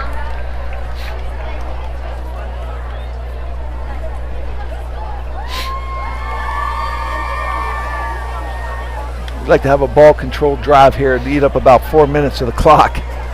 Take it down and score. So you don't want a 47-yard touchdown run? That one. Yeah, I think we'll take that too. Cameraman Mike Knoll says that sounds good to me. Costello in there at quarterback. Moon really shining down here at the execute the offense. Flaherty Field. Everybody know their assignments and execute it. Run your plays. Delone goes to a wide out back to throw. Got it to O'Brien again, but he fumbles the ball. Oh, they're going to call it incomplete that he never had the ball. Okay. Fumble recovered by Vandergrift. No, they're going to call it incomplete. And I don't think Liam ever had that one. He was bobbling a little bit. Of course, the big play, what makes that play effective is that lead receivers we got to get the first block. Make sure, give him time to make the catch and get upfield. Yeah, I'm not sure they ever got that first block that time. Liam was trying to get inside. I think he was looking at the ball and looking at the defender who was coming. Good call by the ref that he never. Delone recovered it anyway, but still, I think it was probably an incomplete pass. Again, with Delone runs double wide outs to both sides here. Costello on a draw to Redding. Redding finds a little bit of room to the outside. He has the first down. Kind of a sneak little draw. Wraparound. Yeah, the wraparound draw, a little sneak draw. Where's Coach Steve Wiles when you need him? That was always his big thing. He stays stationary for 3 seconds, and they stick it in his belly, and he goes. The wraparound draw picks up 17 yards to the 30-yard line, where it's 1st and 10 for the Squires. Clock running. 4:10 left here in the second quarter. Of course, the quarterback holding that ball up high, showing it like he's going to pass, is one of the keys to make that play effective. Get the drops by the linebackers in the secondary. Well, Redding made a nice run with it too. He didn't take it up the middle then. He butted it out to the left side. Yep. So Delone knocking on the door now at the 30-yard line with under 4 minutes to play. A new set of downs. Let's see what we can do. There we got the inside counter. Schmelian breaks it into the clear. Quick feet. Nice quick feet, and he's going to go into the score. Touchdown, Squires. We got a flag back here. I'm not seeing one. I don't see it either. Touchdown, Smillian on a... How about the quick feet by Smillian? 30-yard run, and that time Reading did give it back. Yeah, he did give it back. I calling that an inside counter coming back the other way. And Smillian doing some really good, let's call it some dance steps, getting ready for Saturday night's homecoming dance with those feet, the quick feet. 30-yard run. 24-7 right now, and who's going to kick that extra point now? Is that Costello or Reading? Good snap. Kick is down. Kick is up. Reading. Looks like Reading, doesn't it? Colin Reading kicking Reading kicked that one. Your score, Delone Catholic 25. 25-7 Reading with the kick. Scores here now 28-6 Bermudian over York Tech. 28-6 Biglerville leading York Catholic. That's 48. 48-0 Central York. New Oxford 8-0 over Cannerdale. Spring Grove 27-0 over Redline. 7-7 Suburban and Susquehannock, and no score West York West York Southwest or Trinity Boiling Springs. Yeah, that West York Southwest game should be a really good one tonight. Well, this York Catholic Biglerville, George, 28-6 right now. Biglerville leading. Biglerville. Southwestern. What do we got? Southwest. 7-3. Southwestern leading 7-3. No. Oh, they're losing 7-3. West York 7, Southwestern 3. This Biglerville York Catholic game. Remember, York Catholic beat Biglerville 13-12 earlier in the year in a non-league game. Biglerville's turning the script around there, 28. And this is the one that counts. This is the one that counts in the league. Okay, back to our game. Then a kickoff. Kickoff for the Squires. End over end. Nice kick. Coming down to right, Junior, and he trips and falls. He went down his knee. Yeah, Tony. and he can't. I don't even know. That was 32. I'm sorry. Yeah, he went down on his knee. The play was dead. That was Jackson Rice on that. And he slipped and fell, so it's going to be in the 10-yard line. Another tough luck play for the Hawks. Yeah, 25-7. What you don't want to do is give up a big play here, okay? So let's maybe just watch our coverage in the secondary and maybe give a little bit of room. Well, you really think they're going to – I would think they're going to throw that ball again. Yeah. Just like that. Okay, because we don't want to be trailing, running after these receivers. Well, we don't want to give them a 2-for-1 either because they get the ball coming out at half. Yep. Delone with an 18-point. Yeah, another – ball at the 10-yard line. Let's see if maybe somebody can play center field here. And we got a penalty. We got too many men in the lineup here. That's going to cost them 5 yards. That's is that illegal substitution? Well, yeah, that's what it's called. But they had 12 men in the huddle. Yep. Now, you can do it in the playground, but you can't do it here. Since the ball was on the 10, it cost them the whole 5 too. So first and 15 from the 5-yard line. Let's see if Coach Stahl dials up some pressure here like he did the last time. Looks like Reading's going to take off and go, but this time there's a little bit of Straw's ball out of the pocket, and he's going to run out of bounds and throws. I'm not sure that isn't complete. I think they're going to call it. It is a complete pass. That's a great play by Straw's ball. Yeah, kept his composure, number one. Nice play by whoever caught that ball over there. We didn't have a number. Kept his vision downfield, number 2, and then number 3 makes a great throw. Looks like number 11 made that. Justin Petro made that catch over there on the sideline. A lot of pressure on him, Tony, keeping his eyes downfield and making a good throw. Clock stopped because it was out of bounds, 2nd down and 5, so the Hawks crawl out of the hole there. 25-7 Delone Catholic right now.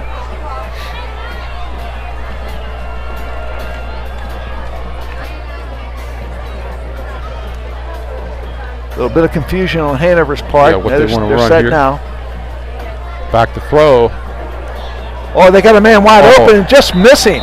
They missed Mr. Rice out here, Jackson Rice. Little confusion in Delone's secondary here. Who's got who? 32 coming free. Nobody within 10 yards of him. If we can deliver that ball, that could be a big play. Reading again putting on the pressure. Yeah. He spun off just in time, and the quarterback had to throw it. Well, he's a good athlete. He probably could play any position on the defense. And if you lined him up on defensive end, you probably couldn't handle see, that's him. another thing. He's playing linebacker. It might have been his man that came out of the backfield on the blitz, and they didn't know to pick him up. But they got him all covered this time, it looks like. But yeah, they got him manned up right now. Let's see if Reading goes again. And he does. A little bit of pressure now. He's going to go up the middle. Yeah, but he's not going to make it. He's going to be dropped at the 16-yard line. Going to bring up a 4th down and 4. Yeah, good reaction there by several of the Delone players on the inside. First of all, keeping him contained inside, forcing him up the middle, and making the tackle, making it 4th and 4. Hanover's got to punt this. 4th and 4. You would think they would have to punt. Illegal procedure call. That's going to be declined. Yeah, they got to punt this. And they're getting back in punt formation. And 2:44 to go in this quarter. Time for Delone to make something happen again. I thought Delone may call a timeout to stop the clock here, but they probably think they have enough time. Here comes Hanover in. They might get called for too much time here if they don't hurry. Hanover runs somebody on the field at the last minute. He's got to get set. Now they're ready to go. And punt's going to come over here to the sideline. Just get out of the way of that. It's going to take a Hanover roll inside the 45 to about the 44, where it's going to be down there with 2:10 left. At the 43-yard line. 3 timeouts left, and the ball at the 44, their own 44-yard line. The Squires having a chance to get a little bit more ahead here. Thank you to everybody texting me updates here.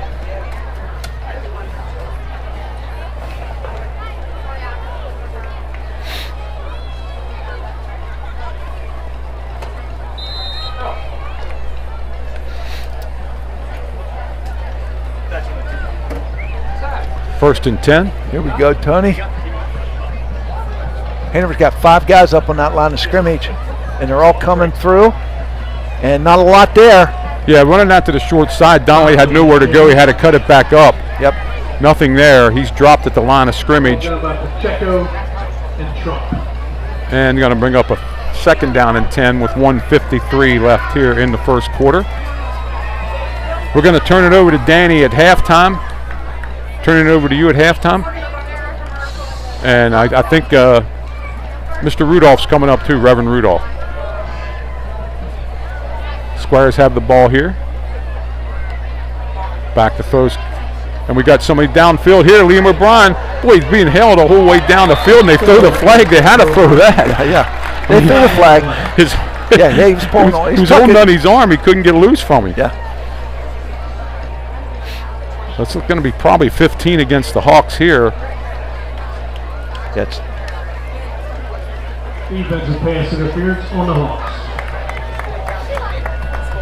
pretty tough to cover that one up. Leon's 6'3". You're going to see when his arms can't go up in the air. And that was the intent of that call. You know, isolate him. He's 6'3". Throw it up there. Even if he's covered, he can jump up and make a play. So well, I'd like to see him throw to Liam deep like that. Yeah. On the Delone side of the field. Heather and Lawrence, please report to the press box on the Delone side of the field. So Delone has it at the Hawk 41 now with 1:28. Still 3 timeouts left. Double wing, double split for the Squires. Back to throw. He's pressured. Under a little bit of pressure, he throws it out. Yeah, he's out of the pocket. Good decision there. Brings up second down. I don't like coming that into the short side of the field, but you know, Tony, don't forget on the other side, Jason Emlett, the wideout on the other side, is 6'4" also. So yeah, you got two tall wideouts on this Delone offense. Emlett just came out of the game, 6 went in. I don't have. Oh, that's Quino playing tight end. Okay, yeah. I was looking for 16 too.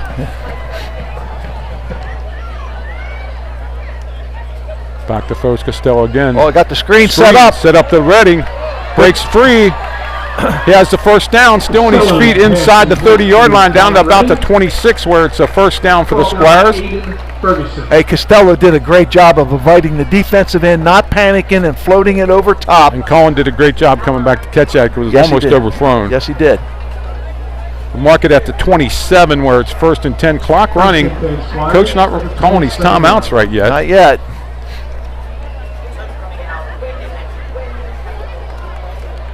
He has 3. Hanover gets the ball coming out. He doesn't want Hanover to get the ball before the half here. Let's see what he comes up with here.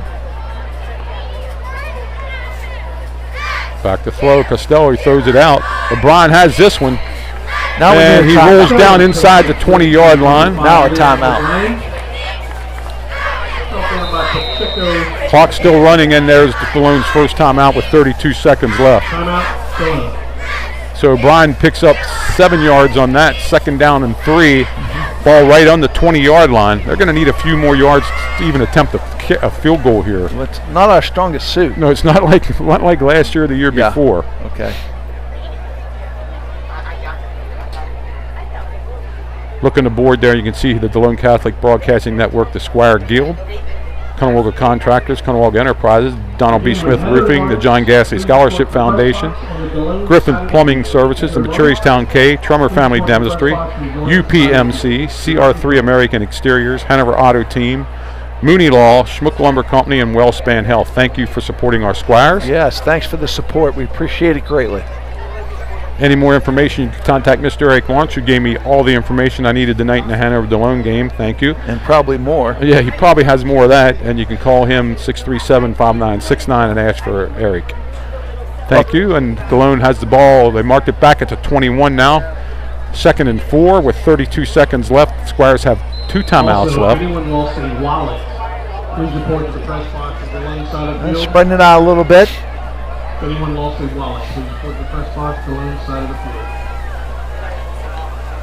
Back to throws. Costello, he's going to run it. Looks like quarterback draw all the way. It is a quarterback draw, and he's going to get the first down and get himself out of bounds. Good play. Good play getting the first down. Good play getting out of bounds to stop the clock with 25 seconds left, and it looks like he scampered down to about the 15. Quarterback draw all the way. Yes, it was. Good call. 15-yard line. 1st and 10 Squires. 2 timeouts left for the Squires. So the whole playbook's open here with 2 timeouts. Yes, run, it is. Run and throw. Yeah, you could hit that draw play if you thought it would. You might want to do that. You could do that. With 25 seconds and 2 timeouts, you should be able to run 3 or 4 plays. Squires keeping it pretty tight here. There's the draw. There's the draw to Colin Redding. There it is. He's loose. He's down inside the 5, about the 3-yard line, maybe closer. Thought they might want to come back to that draw play, Tony. We got a timeout with 18 seconds left. Yes. You know, you like that draw play as an offensive coordinator. When I was an offensive, before I became a defensive coordinator, I like calling the draw out here at the 50 more because you got guys spread out thinking about the pass. There you got them up, but Redding made it work. So they did. Yeah, and we got some good blocking off that left side. And we're 1st and goal. Where we got it down there, George? Oh, they marked it. Me must have hit around the 4. Yeah. That's where they put him. So Delone still has a timeout left. So with a first down and a timeout left with 18 seconds, the whole playbook's still open. Yeah, it is. Let's see if the Squires can get in here right before half. And then at halftime, we'll turn it over to Danny and Reverend Rudolph. And Luke.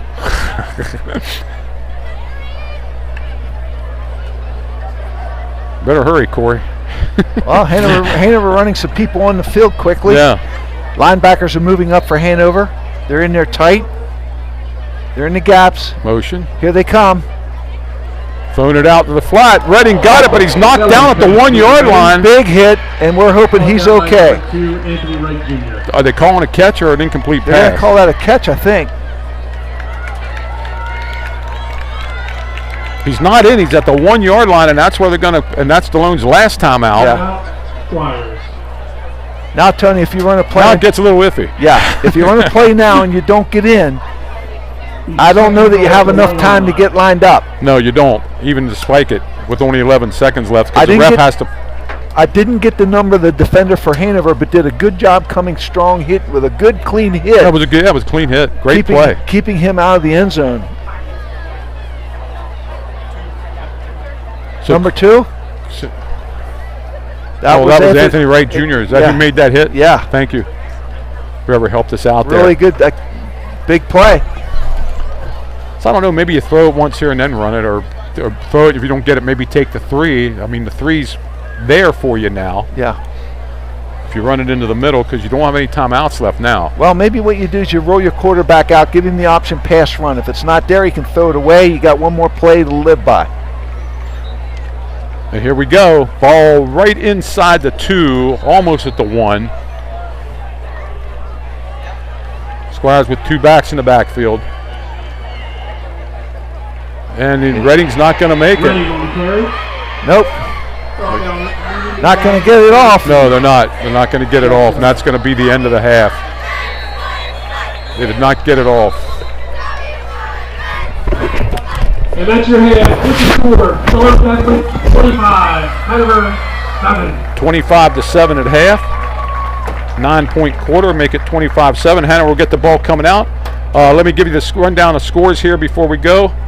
New Oxford 15-0 over Cannondale. Bermudian 28-6. Biggerville 28-6. Spring Grove 27-0. Suburban leading Susquehannock 14-7. And West York leading Southwest 7-3. And Trinity over Boyne Springs 9-3. We'll be back for the second half shortly.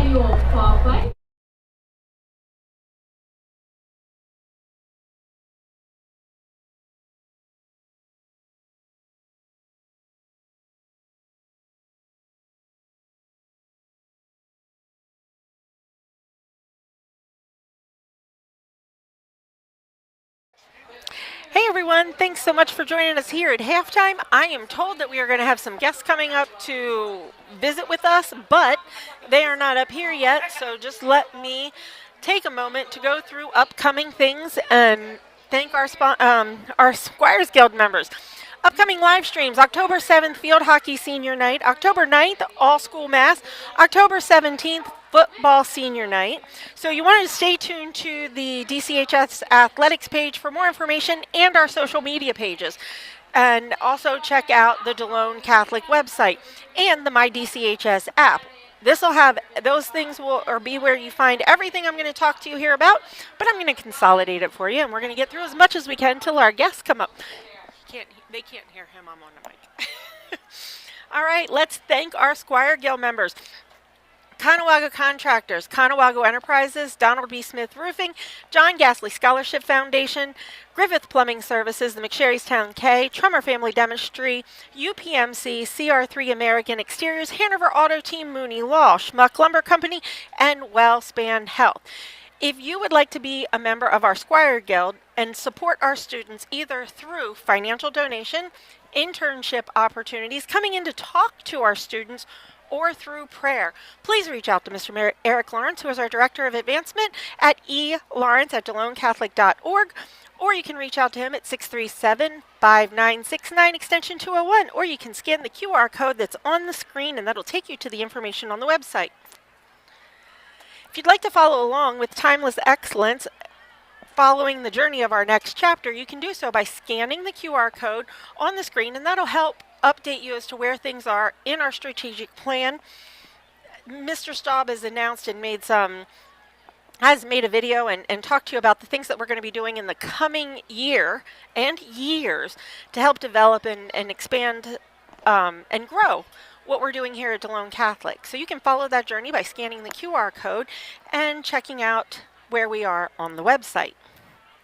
Season passes are now available, 2025-2026. There's some updates to the season passes, and I'm buzzing through everything here, and I apologize, but I am waiting any moment for somebody to come barreling up the steps to join us, and that probably won't happen because I'm going to get through everything.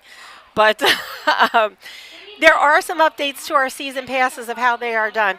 They're no longer doing season passes for our Squire youth. So check out those details because our youth can get in and students can get into the our home games free by wearing their Squire apparel or their school apparel from St. Francis, St. Teresa, St. Joe's. So check out the information. You can, let me pull that banner down so you can see. Scan the QR code on the screen so that you can get more information on our season passes. Our school store happens to be open tonight celebrating homecoming, and they're going to be open through the end of the third quarter. But if you're not here tonight and you don't get a chance to stop into Delone to check out the school store, you can scan the QR code and go online to update your Squire wear. The shop on the store, it is available 24/7, and anything you purchase will come directly to your home.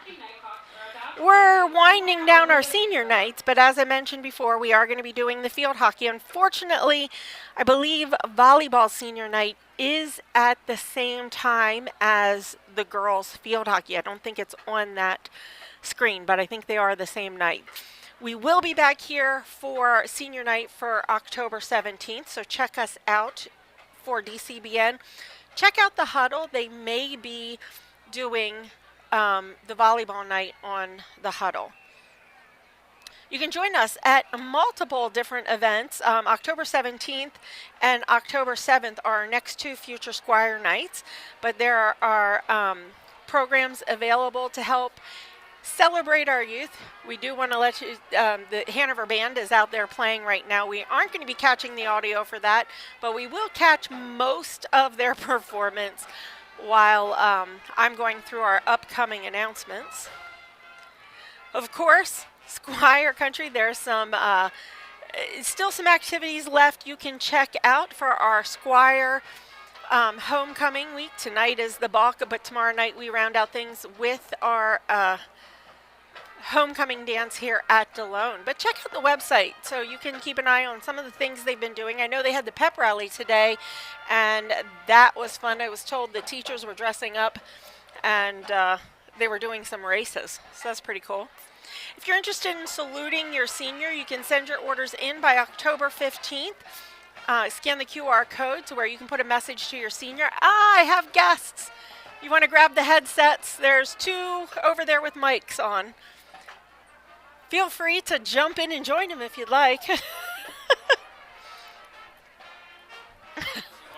Yeah, there's another set. She's reluctant. There we go. All right. How far can I go? As far as you want.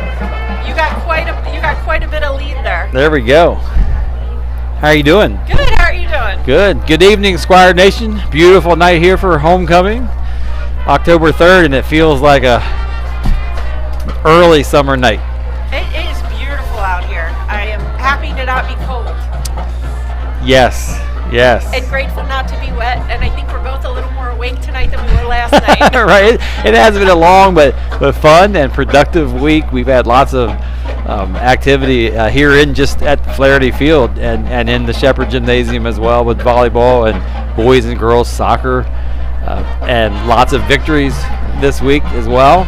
And even today, our boys soccer went over to Littlestown and played a rare Friday afternoon game at 3:45 and won 2-0, and so they're playing very well this stage of the season. Our girls soccer played here last night.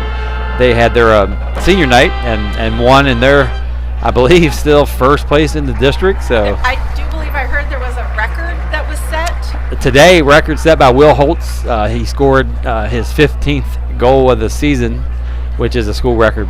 So yeah, congratulations to Will. Postseason already for tennis, and we had some tennis players that played very well in the league singles tournament.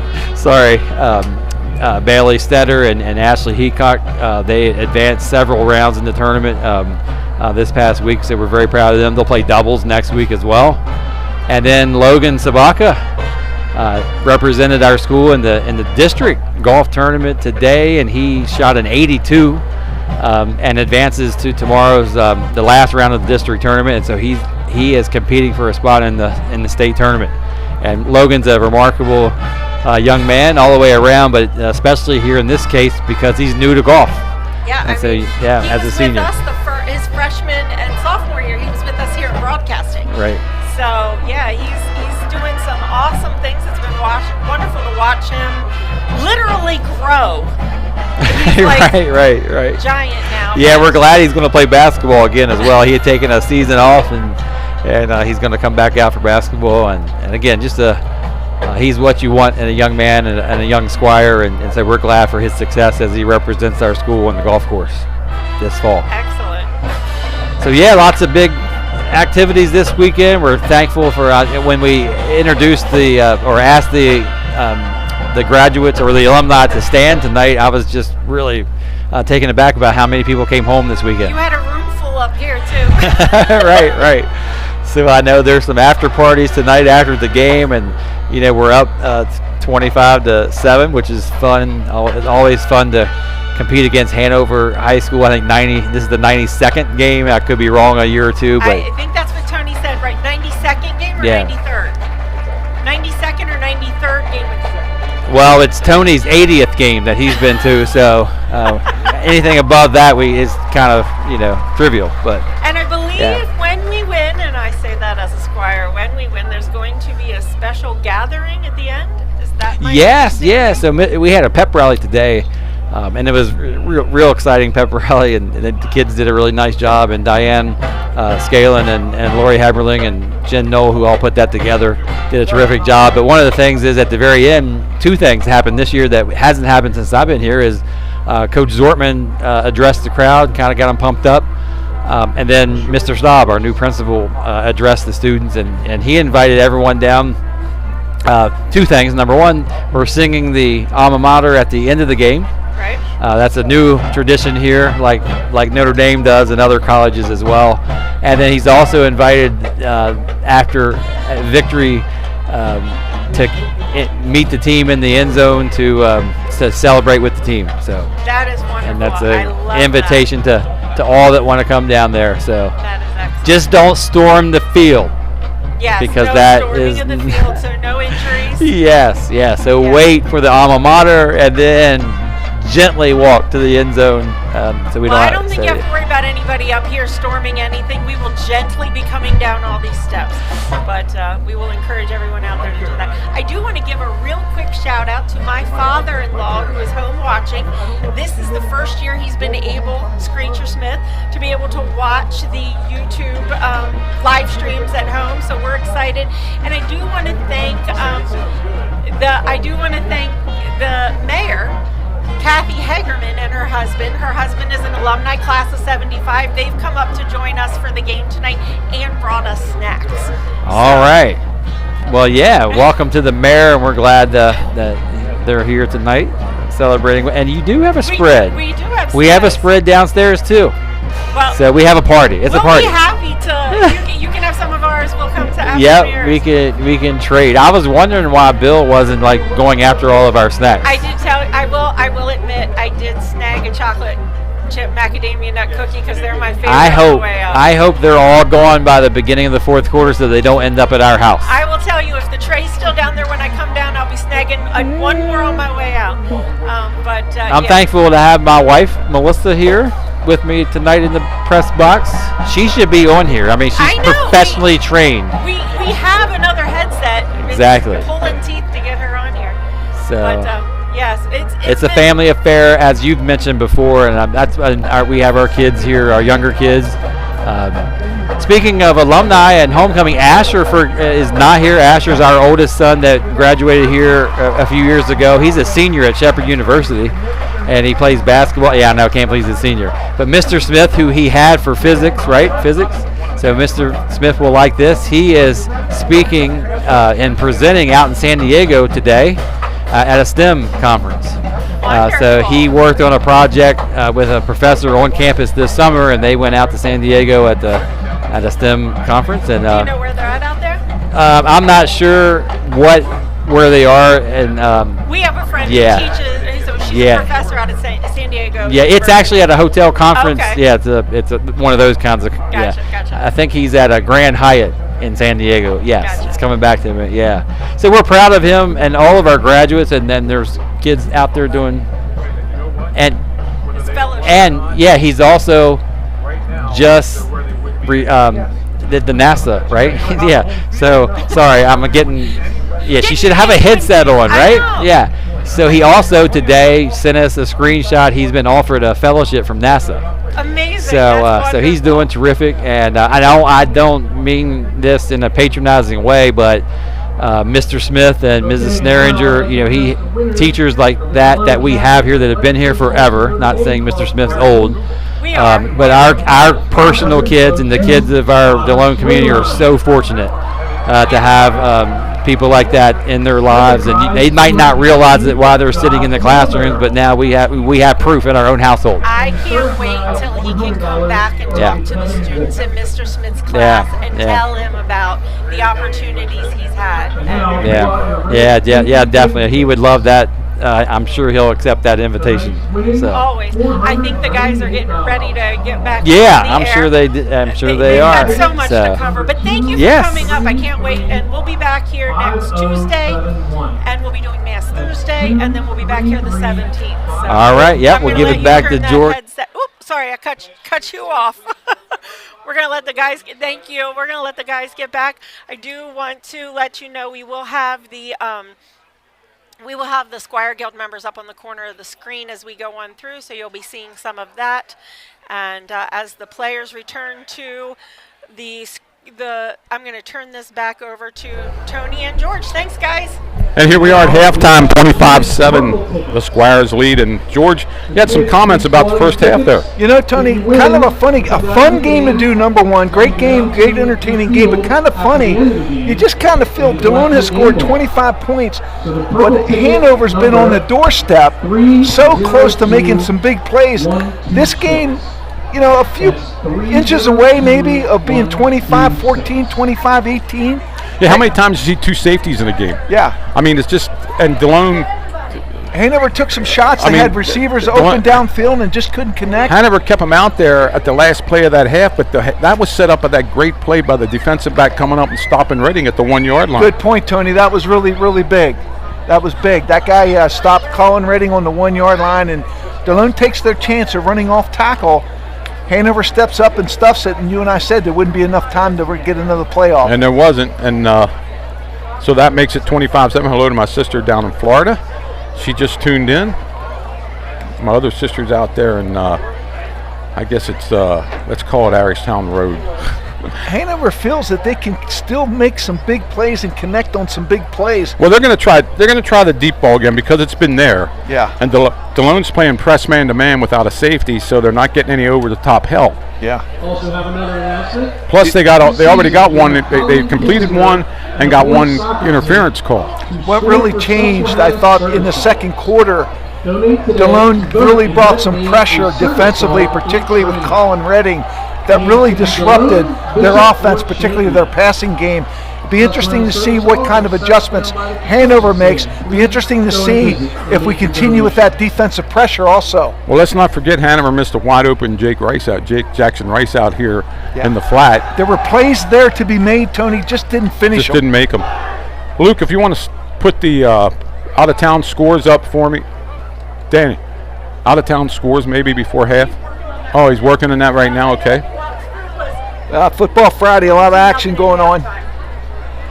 But we're getting the updates. Southwest in a big game. That was 7-3. New Oxford was 22-0 at half.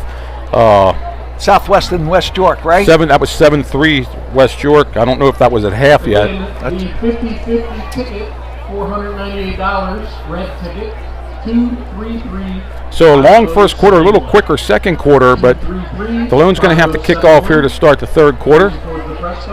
But you made a good point, Tony. You got to really bookmark that defensive play the safety made for Hanover to keep us out of the end zone on the second to last play. That was huge because that would have been at least a 31-7 lead. Congratulations, Logan Sabaka.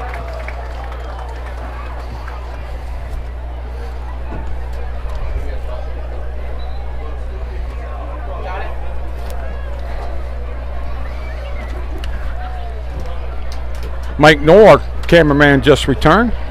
Always good to see him. They were holding up the play for you, but crackers and cheese is pretty good downstairs, isn't it?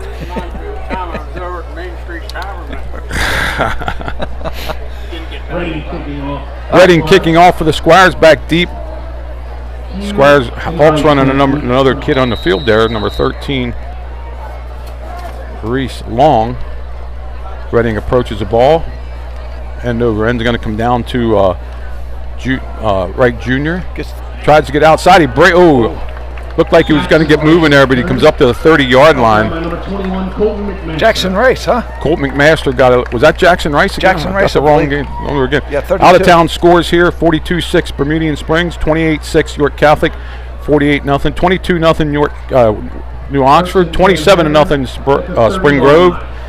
And still 7-3 in the other game that we're worried about here, West York and Southwest. Southwest is hanging in there. Yes, they gave New Oxford all they could handle, and I thought they would do the same for West York. That's a big game down there. Here Hanover comes up close.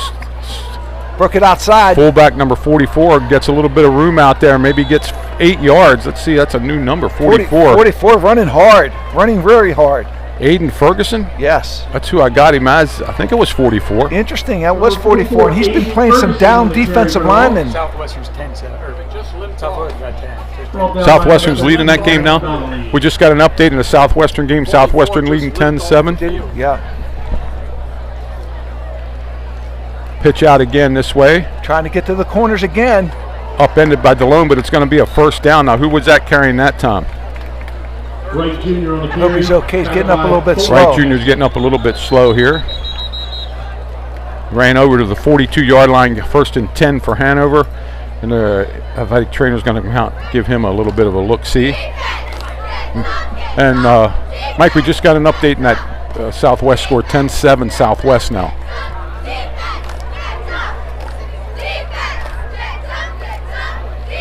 Hope he's all right. He took a nice shot there. Yeah. Ball on the 42-yard line.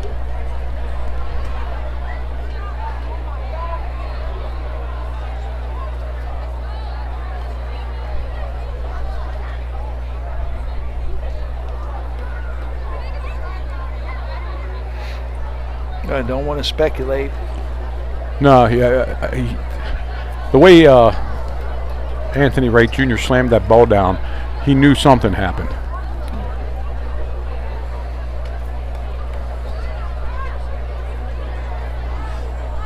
A little chill in the air right now, George. Yeah, chilling down. Perfect night for football.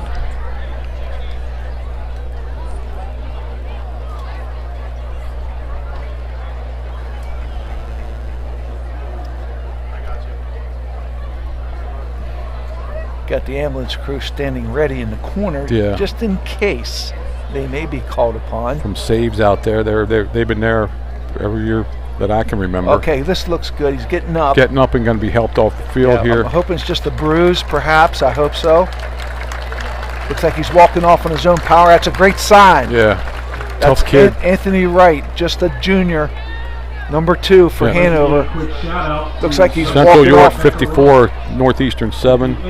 Suburban over Susquehanna 20-14. And big one, West York, Southwest scored 10-7 now. And that's at half. I see the marked at half there. New Oxford 22-0 at half. Well, first down here for Hanover, Tony. Yep, they're moving the ball. Let's see what they can do now. They're been committed to this tight set for the third straight play here.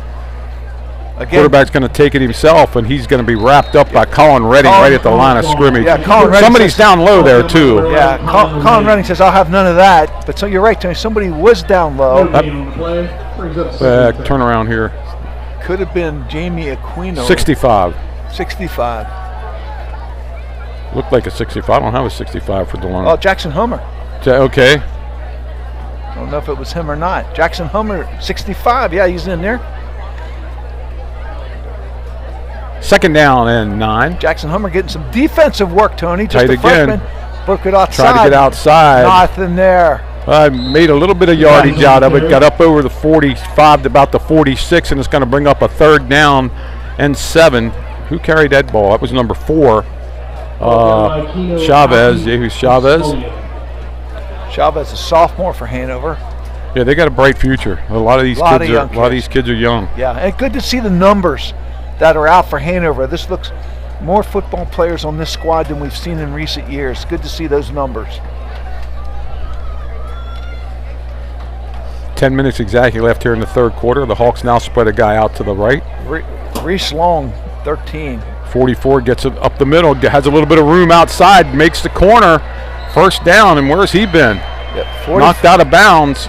Aiden Ferguson, 44. About the 40-yard line, first and 10 for the Hawks. Limped off the field earlier just a few minutes ago. He's back in there carrying the ball, running hard, running very hard. Well, the Squires didn't set the edge that time, and they get outside. No. Same set to the other way, wide out over here to this side. Up the middle. Give it to him again. Give it to him again. He's a beast. Yep. Oh, we got a late hit. That might be a spear. Flag on the play. That might be targeting. See what they call here.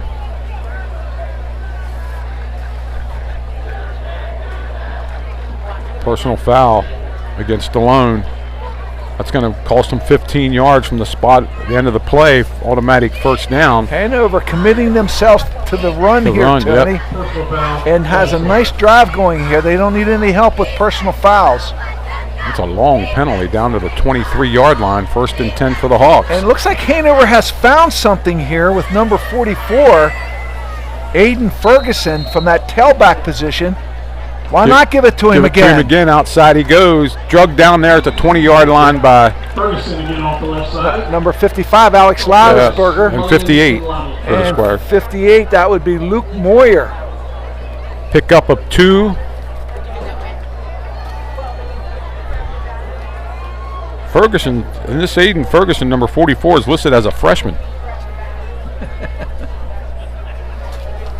Like I said, Tony, they don't make freshmen the way they used to. He's giving them a spark here. 9th grader, yes. Same set. Give it to him again, see what happens. He breaks into the clear again. Running hard. Awful close to the first down, bringing up 3rd and short. Chavez? That's Chavez? Oh, was that number 4 that time? 4. I thought it was 44. Maybe we've been wrong. Maybe it's been 4. No, it's 44. Well, 4's in there right now. That's Chavez. Okay. It's 2 down territory. Give it to him again, and that's going to be close. And I'm going to say he's got it. Yeah, I don't know where that rep, where they're coming in there. It don't look like he got it. They're marking the play to 4th down already.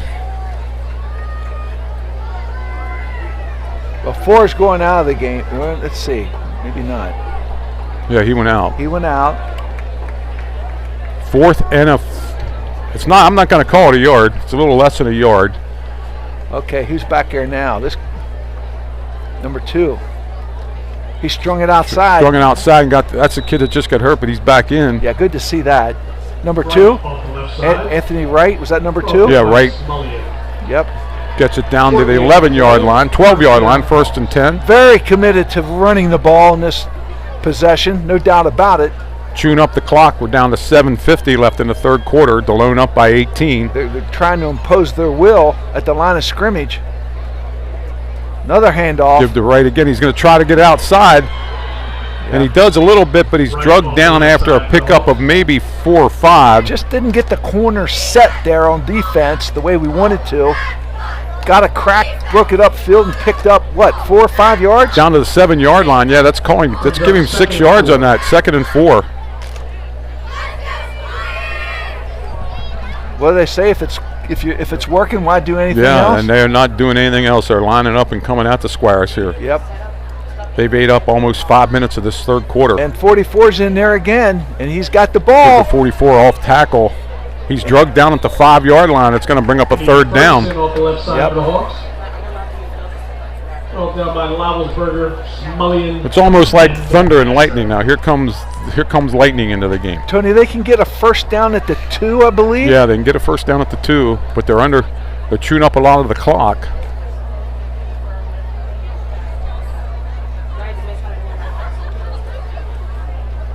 Hanover taking a little bit of time here. Yeah, they might have to call a timeout. Yeah, I think so. You're right, Mike. Going to have to hurry. Well, the ref hasn't put his hand up yet. Nope, they're okay. Yep, they went for the corner Out again. Pitch. Tries to cut it back in, and he's not going anywhere. He's dropped for a loss. Dropped for a loss back here, and he's slow getting up again. Let's see where they mark it. 4th down. Who was that, number 2? Yeah. Anthony Wright running the ball there. Well, this is lost some yardage there, Tony. 4th down, half the quarter gone already. Lost the yard there. 4th down 3. Well, really good drive by Hanover here. Yeah, they're taking their time, and I can't believe they didn't run. The ref didn't put his hand up the last time. Awful long time to get these plays off.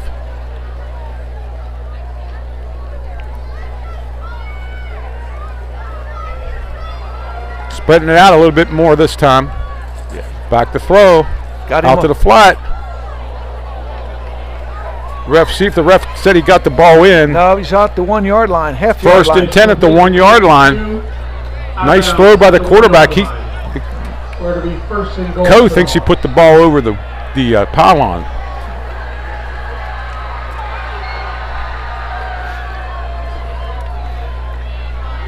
Well, Hanover looks to be on the doorstep of. At the 1 yard line. Let's see what they do here.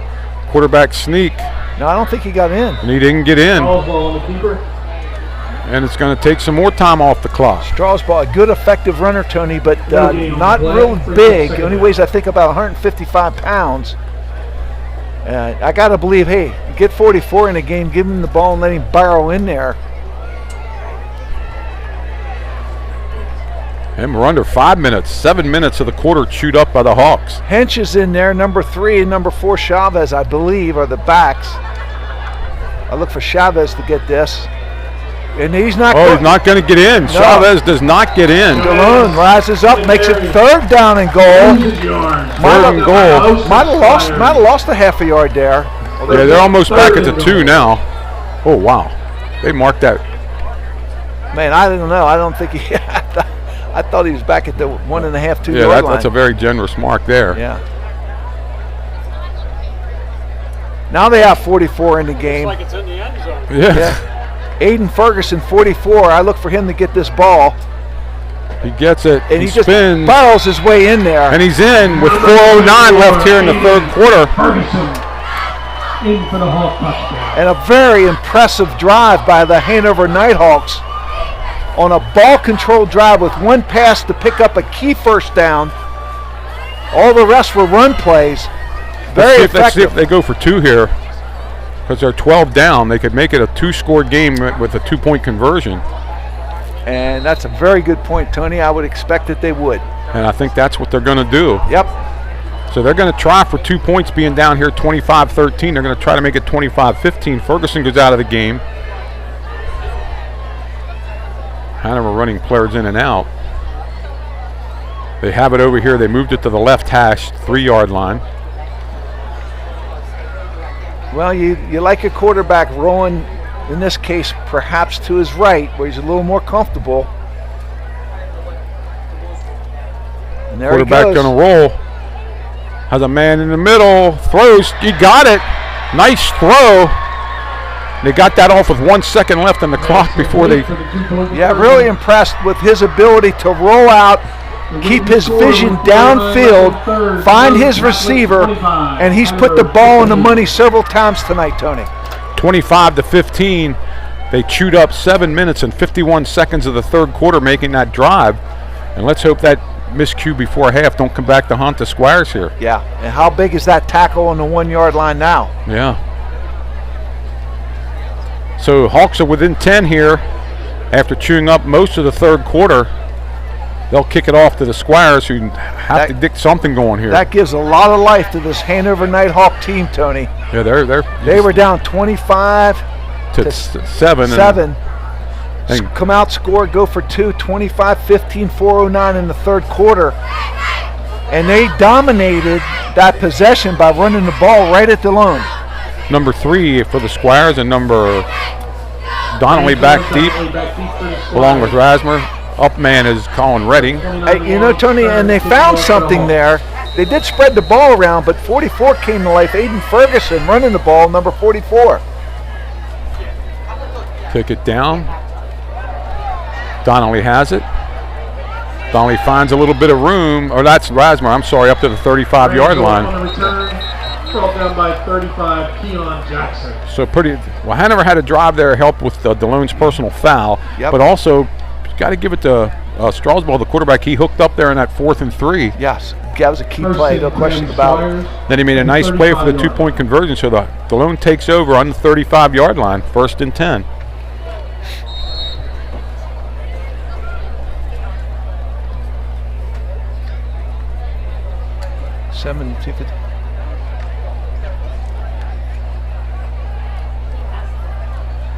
Squire spread it out a little bit here with 2 wide outs.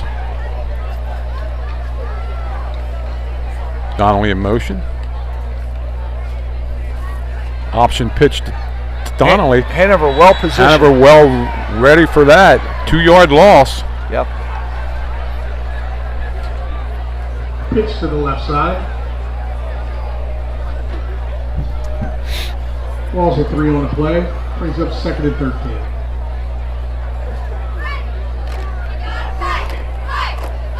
Second and 13. Coach Zortman coming up with the play here. Gives it to Costello. He takes it back into the game.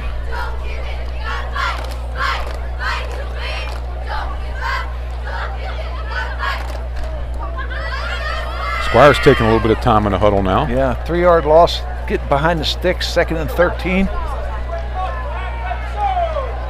They're going to have to snap it here quickly. They get it off. Good run. Good run, maybe 5 yards back up to the 37-yard line. We're going to bring up a 3rd and 8. Just tough getting behind the sticks, Tony. And Santiago Stern. Go from 2nd and 13 to 3rd and about 8. 3rd and about 8. Jensen Emlet coming in, number 15. Do they run that wraparound draw again? Got to believe that Hanover's linebackers would be looking for that. Squire spread it out with to the right and left. Back to throws Costello. Swing past to Redding, but he can't. Yeah. He catches it, but falls right away. He had a little bit of room if he didn't lose his feet, but they're going to have to punt this away. Well, I think it was number 4, Chavez, who was well positioned there, Tony, from his linebacker position to make that play. And Delone goes 3 and out. 3 and out, and only ate up 2 minutes of the clock. And they're going to have to ask Redding to make a nice punt again. Squires have too many men in the field. It's going to be a penalty.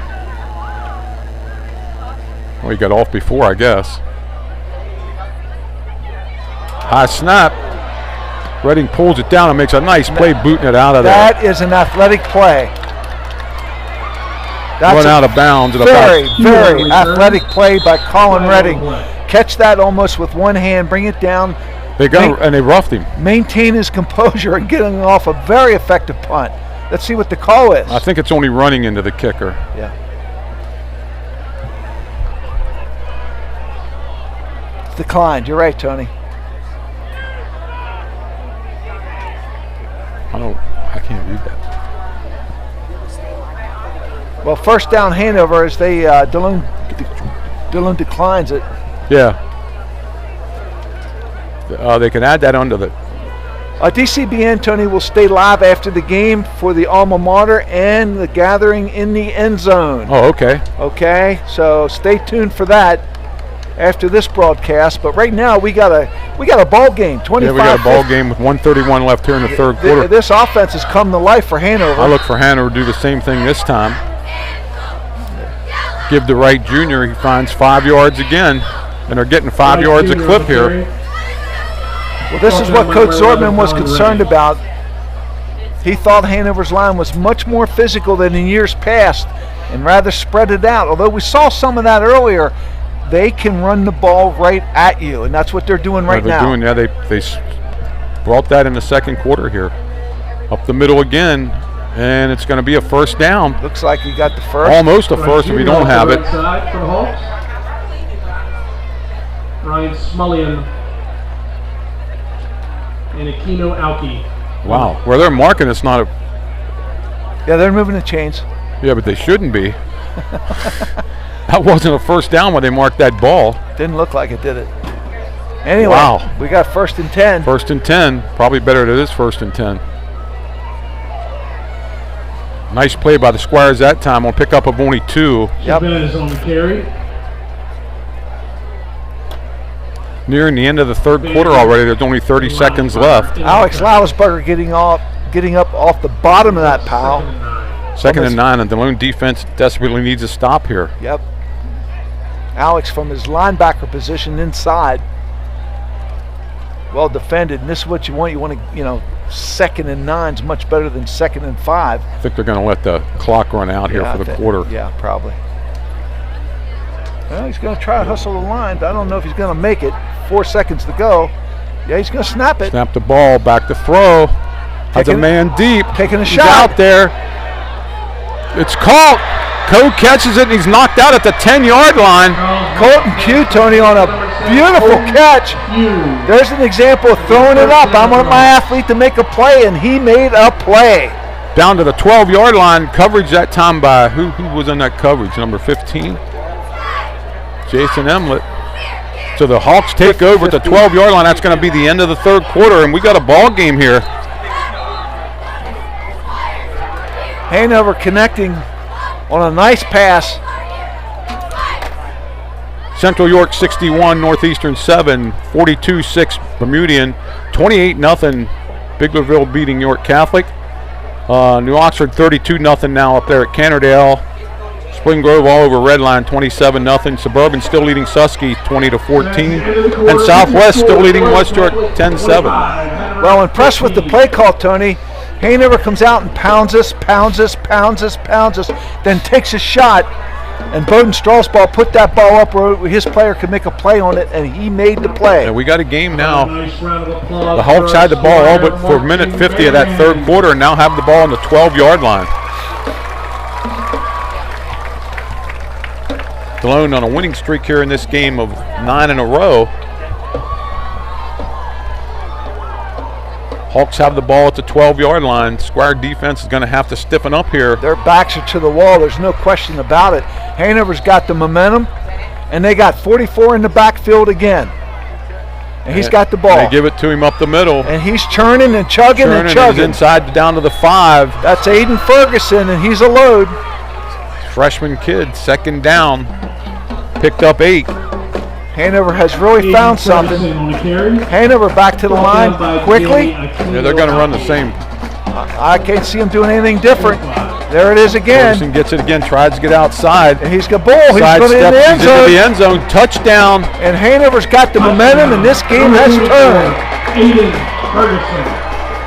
With 11-13 left. And you're right, Mike. No, he's limping, but he's still running hard. He's limping off the field, but he'll run back on next time they have the ball. 25-15, an extra point gets him within 3. Giving it everything he has.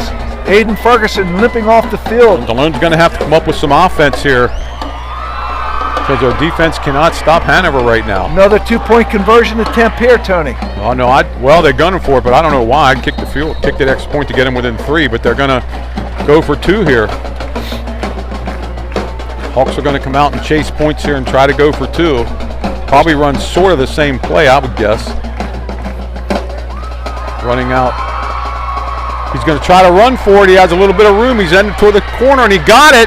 Nice play by the quarterback, Strasball. Bowden Strasball with a heads-up play. Delone did a really good job of covering up the receivers, particularly out here on this side closest to us. He saw that they were covered. The pressure came from the outside. He ran up into the pocket and took it to the end zone, beat the defender for 2 points. Great play by Bowden Strasball, and what a game. 25-23 with 11:31 left, and Delone's going to have to do something offensively.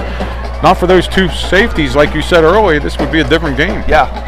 Well, we said coming back on the air, Tony, we just felt that Hanover was on the doorstep of making some plays and was just coming up short. The second half, they're making the plays. That goal line stand down there gave them a little bit of edge going in at a half. Yeah, and they were committed themselves to running the ball. That was the difference, and they've run it very effectively. You just wonder if they're wearing down that line on Delone. They're not very big. They're awfully young. Delone's going to have to keep the ball here and do something with it. Get some points on the board.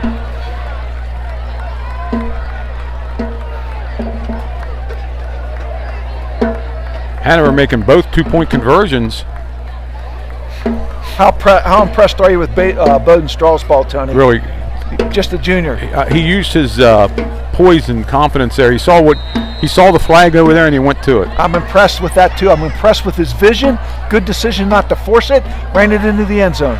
Kick down there. Comes again. Up to the 30, 35. Breaks it outside. Breaks it up. Oh, he's now. No flags that I see. He's going to go all the way for the touchdown, number 3. Ramsauer takes the ball for a 91-yard kickoff return. Delone needed something to happen, and they did it on special teams. Special teams can turn a game on a dime, and that's what you saw right there. 31-23 now on a 91-yard return. And they needed something. Hanover did everything but make the tackle. Didn't get him to the ground. He broke several tackles and into the end zone. So this big extra point puts Delone up 2 scores if they can get it. Well, happy homecoming, huh? What a game. And he should have been tackled 2 or 3 times. Yep. Colin Redding on for the extra point. Kicks down, it kicks up. It looks good. I think it is good and puts Delone back up 2 scores again. Yeah. Well, that was a big play when they needed something to happen. You're hoping you can get something off your special teams. At least one big play every game, and that was the big play that they needed, and it couldn't have come at a better time. Hanover was in complete control. Did any time run off the clock? I don't know. I thought it was 11:15 when the other team scored. Yeah. 32-23, and what a game. 32-23 with 11:15 left. But Delone's got to find an answer defensively to slow this Hanover offense down, though, Tony. And we got Elijah Ramser for Delone, who just returned that kickoff as a 10th grader also. Yeah, he's a sophomore, and that was that was a big highlight for him, I'm sure. He'll remember that one. So it's 32-23 right now. Hanover down again 2 scores. So I guess it's good they went for 2 down there when they did. I guess so. Well, Colin Redding's going to kick it. Who's back for Hanover? Can we pick up those numbers? Number 7 on this side. That would be Colton and Q. I think it's 32 Jackson Rice on the other side. Jackson Rice, Colton Q. Phil Redding ready to kick off. Not sure the clock ran on that kickoff return.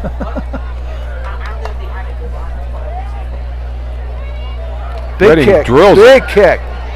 Big kick. That's going to go into the end zone. And that's great. That's his best kick all year. Yep. Comes out to the 20-yard line now. Let's see if we can control the Hawks back there. We see Colin getting stronger and stronger with his kickoffs. Wouldn't you agree? Yeah. And he's punting too. Yeah. And he's only a sophomore. Yep. So the Hawks take over here in the 20 with 11:15 left in the game. Squires up 32-23 in a very entertaining game here. Delone looking to go 2-1 in the league, drop Hanover to 2-2. Hanover looking to go 3-1. Yeah. Hope the people watching this contest are having as much fun as we are. Yeah. Squires again in their 5-man front. Yep. Give up the middle. And well played. And that time he's not going anywhere. 55. That would be Alex from his inside linebacker position. Alex Slavelsberger, sophomore linebacker. Maybe a yard. Filling that gap and making a good clean tackle. We're going to have to put some pressure on that quarterback and not let him set his feet and throw that 50-yard bomb. Yep. We got. Although, like you were right, Coe made a great play down here. Yeah, he did. For Hanover. Yep. Well, his quarterback threw it up to him, gave him a chance to make a play. He made it. We got to set the edge defensively on the outside, turn it up in, and make tackles. Well, Anthony Wright Jr. is back there at halfback now. Back to throw. Getting a little bit of pressure. He's dropped. I think the ball's loose out there, but he either rolled out of bounds or Hanover recovered it. Well, good coverage. Nothing downfield to look at. Delone pursuing very, very well. Well, the receiver tried to run a slant corner, and the Delone defender covered him, and then we got a little bit of pressure on him, so it's 3rd and long. I think that was Jamie Aquino that was coming after him there. Number 16? Yeah, 16 from his defensive end position that ran him out of the pocket. Delone subbing in. Yeah, did they get the guy off? I believe they did. And Delone comes with some pressure up the middle. Oh, they got a hole, big hole. And they got him in the backfield. Got him in the backfield and dropped him, and there was a big hold in the middle there. Well, Coach Stahl dialing up some pressure defensively. He knew he needed to do something to slow this offense down. And Hanover's going to have to punt that away. I won't think they can go for it here, but you never know. No, way too early. 9 minutes to go. Way too early to go for it. 4th down and 14. Clock running 2:29. Boy, that's one Delone get on with that his shirt ripped off. Yeah. Smullian back for us, isn't it? Coach is yelling for holding yet. No, that's not sure who's back at. Might be Donnelly. Yeah, I think that's who. Good punt. You might want to let that one just go. Stay away from it. Donnelly picks it up, 35. Okay, good gets play. to the 40. Good play, good and play. he's out of bounds at about the 45-yard line. So pretty decent field position here for Delone with 9:02 left in the game. Good play by Leon Donnelly. He had a little time to pick it up and picked it up. Got a little yardage. Yeah, Delone in good field position. He made 10 yards out of that. Yep. Delone on the 46-yard line. First and 10. Now we want that long drive. Methodical, grind out. Here it is, offensive line, take over. Squires put 2 guys out to the right. Might run some counters here too. 2 backs in the backfield. There's a handoff up the middle. Good run. Good run by, is that ready? I believe it was ready. No, it was 17, Smillian. Smillian gets 3 yards. Second down and 7. Jackson Rice had him at the line of scrimmage but couldn't hold him. So there is a pickup of 3 yards.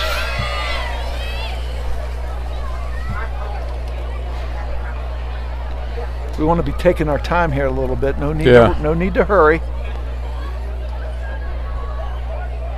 Squires break the huddle. Let's see what kind of, again, they go two right, 1 left. 2 backs in the backfield along with the quarterback. Give to Schmillian again. Well, he spins out of it, but he's going to lose yards. Back to the original line of scrimmage, going to be a 3rd and 10. Yep. Hanover defended that really well. Yeah. That left side of their defense stepped up big there. Sometimes it's just better to take what you got. And Brings up 3rd and 10.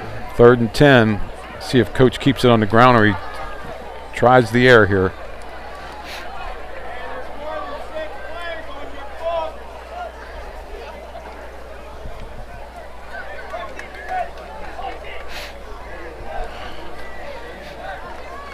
Squires brings him out of the huddle, and apparently somebody in the stands don't know we're playing. Well, let's see if Liam O'Brien gets involved in this possession here, this play. Same set, 2 backs in the backfield. Costello keeps it. Good pickup. Gets up to midfield. Yep, good pickup. Chris Costello on the keep. Quarterback run all the way. 4th down and 5. Well, he's going to boot it away. Yeah, that was a safe call there, Tony. Up 2 scores, 7 minutes to go. Playing field position. Get down there and cover this punt.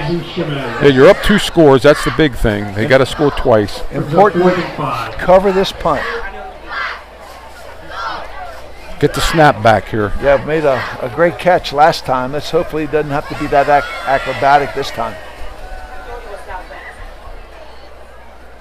Good snap this time. Nice kick. Taken by the up back for Hanover.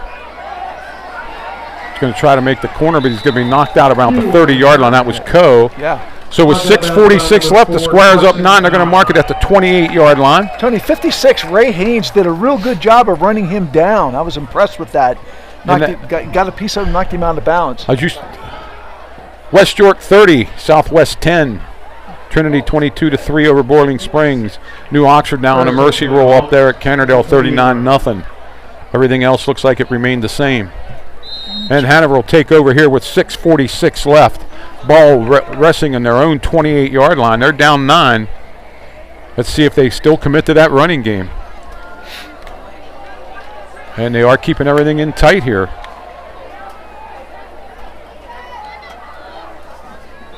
Oh, yep, the back moved. Yeah, we're not going to name who it was, but ball player for Hanover on this side took a little step and motions called. I think everybody threw a yellow flag there. Yeah, it was pretty. There was 3 in the field, so everybody saw that one. When you're the man on the end of the line, and you're the guy that moves. You're pretty exposed. They stay with the formation, though. Yeah. He's going to throw. Got a man downfield. Oh, that's offensive interference. It should be. He pulled the defender down. Trying to get the call the other way, but Hanover got pulled up. Objectively, I thought it was offensive interference. There's probably hand fighting both ways, so we'll go with the official's call. Yeah, well, it wasn't interference on Delone. No. I mean, good coverage by Delone in great position. I'm not sure there wasn't any holding early in the play, but at the end of the play, that was and Hanover actually threw deep that time out of a different set. Yeah, they did. They took their tight end, and it's 2nd down and 15. 6:38 left here in the game. I like the fact that our defender turned and found the ball there. Yeah, he did that time. Back to pass again. Back to throw. Going to throw the out pattern. Throws it out to Jackson Rice. He was intended it for. 3rd down and 15. Hanover might be in a 4-down set now, George, with only 6 minutes left. Tony, I think you're right. I think they almost they got 2 plays. So if you're a play caller, you don't have to get it back all right here. You know, if you can get 8-9 yards and make it a manageable fourth down, that would be a good thing. But if they don't get some here, it's going to be tough going forward on 4th down. Yeah. But of course, they've been pretty successful throwing that bomb. Let's see if Delone drops anybody deep here, or if they bring any kind of pressure. Got to keep that Strasbourg kid in the pocket because he's tough. Yep. Now Hanover spreads it out. They got trips one way, single back the other. Throwed it out. It's complete. Yeah, we got 5. They only got they're right up to the original line of scrimmage. It's going to be a 4th and 10. And the clock's going to keep running. So let's see what the Hawks do here. Yeah, I think this is a must-go situation for Hanover. As the air gets a little bit cooler here tonight. Yeah, it is. On a perfect evening for high school football. 4th and 10, and the Hawks are going to, and this probably is a must-make here for the Hawks if they're going to go for it in 4th and 10 here. Yeah. See if they run the ball, if they come up with something. Trick play, they got trips to one side, single receiver over here to this side. Back to throw. Delone doesn't bring any pressure. Long pass, got a man out there. Oh, and he can't handle it.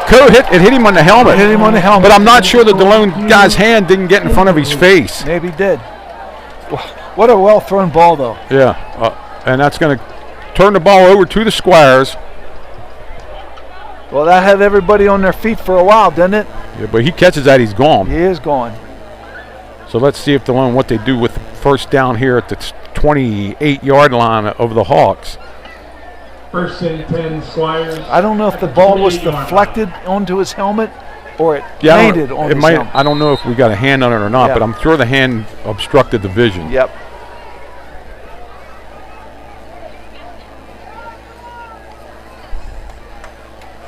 Oh, nice tackle in the backfield there. Yeah. Is that 18? Yeah, Redding couldn't get going. Is that Cooper Gerlach? 18? Was that 18? What, running the ball or? No, defender. Yeah, it was the kid. Yeah. Some of the numbers are really hard to tell, but I think it was 18. It was 18 made that tackle, Cooper and he's Gerlach. 12th grader. Yep. So Delone now they want to run a lot of clock off. Yeah. We're down close to 5 minutes left in the game. Delone up 9. But I would think they're in 4-down territory here, George, no matter what happens. I believe you're right. And right at 5 minutes now, we'd go under 5 minutes. Unless they took a big loss. Yeah.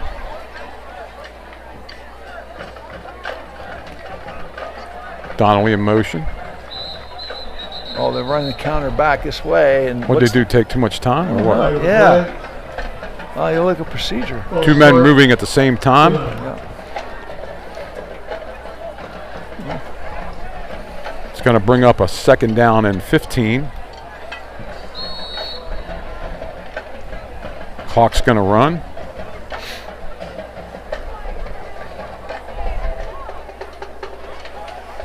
Liam O'Brien coming back into the game. I don't think you're going to see the ball up in the air here. 2nd and 16.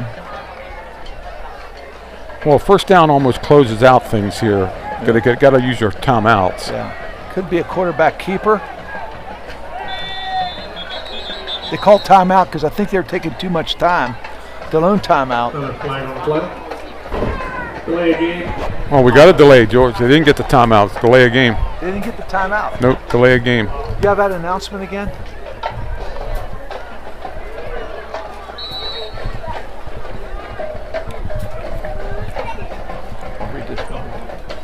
So we bring up a 2nd down and 20 now, and we're getting out of 4-down territory. Yep. Yes, we are.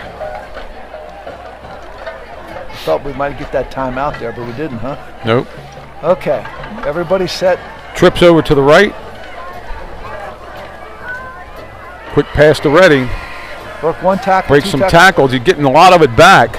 It's inside the 35, down to about the 34. Hanover will use a timeout, I'm sure. Clock stays running. It's going to, and I believe they did use a timeout. Somebody's hurt. No, they're up. Clock stopped. Did Hanover call a timeout? Somebody's on the field, down. Oh, okay.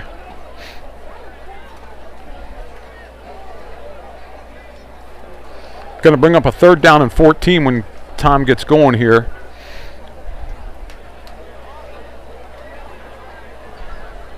Hanover player getting up, walking off. That's a good sign. Glad to see that. One more time. DCBN. That was number 3.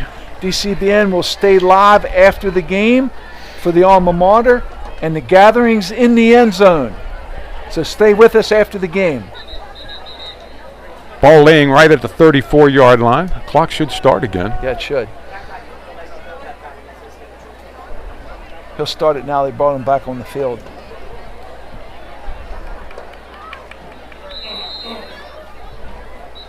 It's not going to start. See, now that. Timeout Hanover. Yeah, Hanover uses our first time out. They have 2 left. 3rd down and 15. So you got to figure if Delone don't get it here, they'll use another timeout. Yeah. Well, entertaining game tonight for sure. Hanover came out and took the ball down the field, running the ball very effectively. Got within 1 score eventually with and a 91-yard kickoff return by number 3. Looms big. Elijah Rasmir. Yeah. And he should have been tackled 4 or 5 times. He made a nice move at midfield and broke it. Yep. Showed good speed once he got out there. Again, we have our Delone Catholic people supporting the Squires up on the board there. For more information, if you want to be one of those people, contact Mr. Eric Lawrence, Director of Advancement at Delone Catholic, elawrence@delonecatholic.org, or call 637-59. Here we go. Squires. Quick pass out to number 32. He breaks a tackle, breaks another tackle to the 30, down to the 25. Got some of it out of bounds. Now you're in the position to go for it. It's going to be a 4th down and 7, but there's no use punting here. Nope. Makes it a manageable 4th down play. Yep. And it's 3:56 left. I don't think I'm gonna see a pass downfield. It might be a short pass like that that's basically an extension of the running game. Aquino's little gimpy coming off the field there. Have to see what Costello does. Well, even a running play is going to stop the clock if they don't make the 1st down. Squires spread it out pretty good here. Might be a quarterback draw. Back to throws Costello. Throws it into the end zone, has a man out there. And they're not going to call interference on that either. No, that's a good play. Good play, good coverage. Way down there in the corner. Hanover will take over on downs. You wouldn't get that call in the backyard, Mike. Yeah, I thought it was a little much too, but 25-yard line. Let them play both ways. So the Hawks will take over with 3:46 left here. Ball on their own 24-yard line. And I think Delone just called a timeout to get the defense together. Timeout, Delone.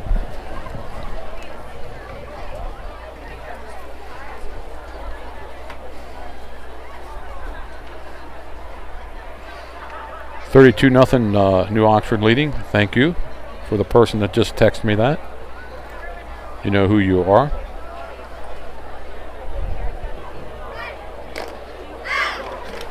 Actually, I thought New Oxford had a bigger lead than that, but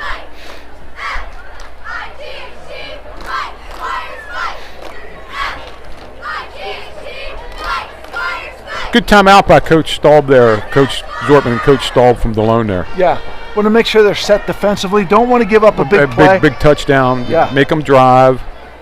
I think West York has pretty control of that game now. Coach Knoll, is that true? 30-10. New Oxford and West York meet next week up at New Oxford. In what looms to be a very big game. Very big game. Delone travels to Littlestown. Which is always a big game. Here. Hanover takes over here, spreads it out a little bit. Delone looked like backing off a little bit, got two safeties deep. Over the middle, incomplete. Yeah. Hanover tried to get it to Coe. He seems to be the deep threat here. Delone backed off their defense a little bit, playing more of a, not really prevent, but of a... Two deep safeties. Yeah. Maybe Hanover might try to stick in a run here. Yeah.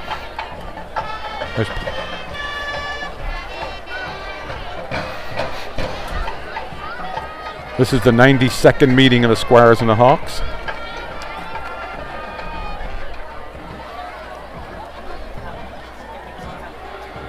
Hawks again come out with a double slot. Yep. Single back air with Strasbaugh. Motion across to Trips. Quarterback has it, back to throw. Down the field, he has a man out there. Just too far to get. But Coe did get behind the defense again. Shouldn't happen.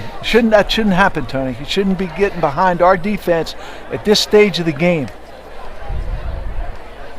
We're running after him. That shouldn't happen. It was decent pressure, but he still got the ball off. Yep. 3rd down and 10 yards to go. 3:34 left here.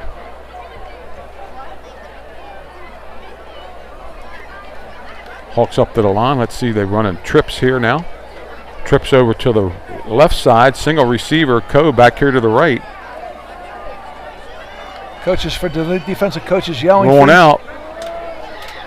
Looking downfield, throws another bomb downfield. He has a man out there alone. I think Coe got it. They're going to call it complete. Pass complete to number 7, Colton Q. At the 45-yard line. A lot of young players in there for Delone, Tony. A lot of young players. Coaches shouting. Q, it's Q, not Coe. I'm sorry, I've been calling him Coe, and it's Q. Defensive coaches shouting instructions to the defensive players. Hanover. Clock stopped with 3:23. That's a big completion. Big completion. Nice throw again by Strasbaugh. Same set, double wides. Back to throw. A little bit. Don't know what we have here. Somebody move off sides. Offsides to Squires. Give up 5 more yards. Yeah. The Hawks can pull within 3. Or 7, actually. Or 2. They kick the extra point. This game far from over. Yes. Far from over.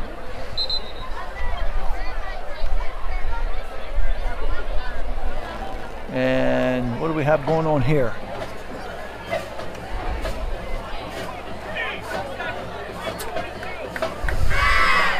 .322 in the clock. They want 3:22 back in the clock. There we go. Coach Zortman looked like he's pointing to us. They got isolation here on the corner, Tony, if he wants to throw it. Push out. Oh, it's picked off by the Squires. Great play. Now, I'm not going to say who got it until I know the number. Looks like number 11, doesn't it? Number 11. Jumped the route that time. Jumped the route, read it the whole way, read the out, jumped in front of it, and a very athletic play. Colin Redding jumped the route that time. And that about kills that drive. Well, I wanted to give it the proper. At the last game, we gave the interception to the wrong man, and I wanted to make sure I had the right number. Yeah, well, I think we got it right tonight, and that was quite a play. He read that beautifully, jumped in front of it. Jumped that route, just waited on it. And he's going to come out, and he's going to get a well-deserved breather. No, I think I'd keep it on the ground here. Yeah, he could even do some quarterback runs here. Ball given off up the middle. Number 3, that's Rasmus. He gets about 2. See if Hanover starts using their timeouts, and they will. Yeah. Timeout Hanover. They're down to 1 now. Yeah, that was a big play. That was a big play by Colin Redding.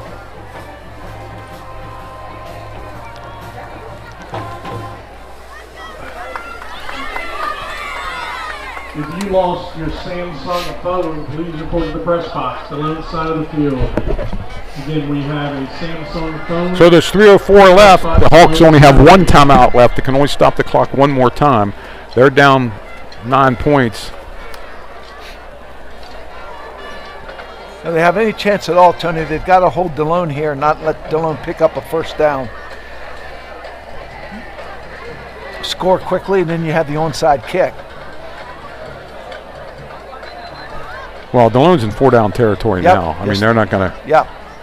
And they can only stop it one more time. So, did Redding come back in, or is he still out? He's still, I believe he's still out.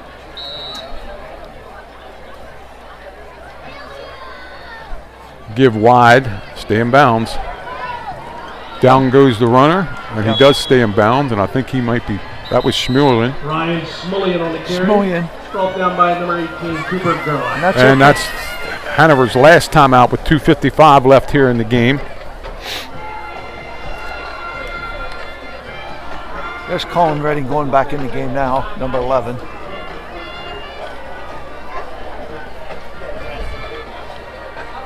So the Squires. Well, we had a good vantage point, good view of that interception there, Tony. You could see he was well positioned, had his eyes on the quarterback, and jumped the route, as you said.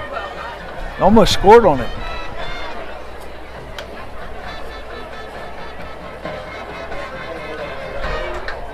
So we have 3rd down and 10.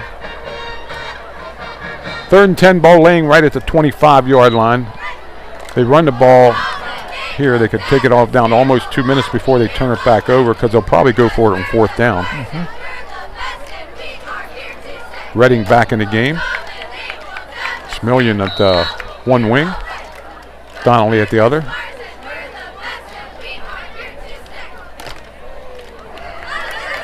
Donnelly on the reverse.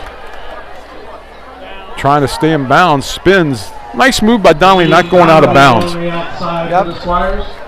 Really nice move, and that's going to get the clock running here, and it's going to bring up a manageable 4th down and probably around 5. And a play like that, as opposed to a straight dive, takes a lot of time off the clock.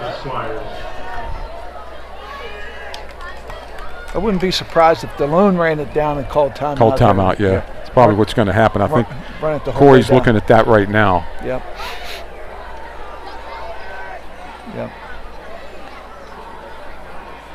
As soon as he puts his hand up in the air, he'll probably call timeout. Oh, he's going to.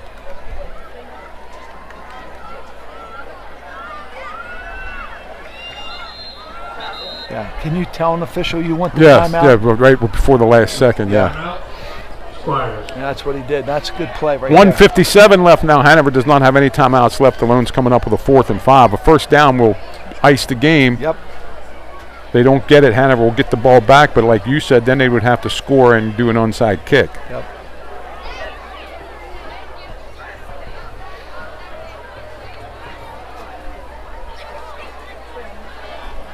Delone will be back here October 17th.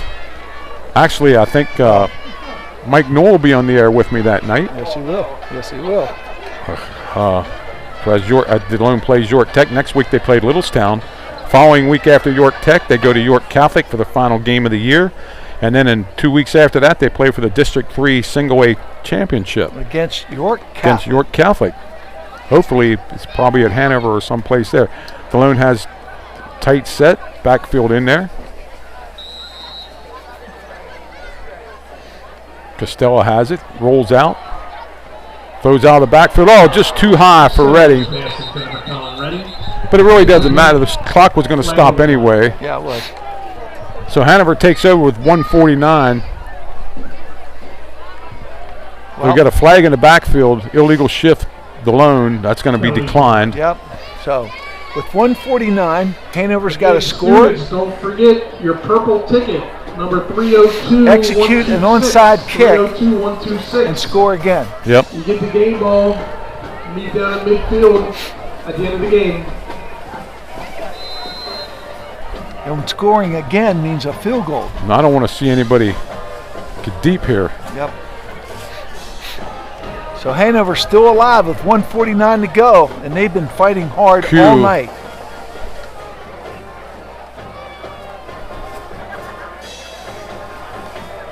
Back to throw. He's under a little bit of pressure. He's going to take off and run. He has a little bit of room out here.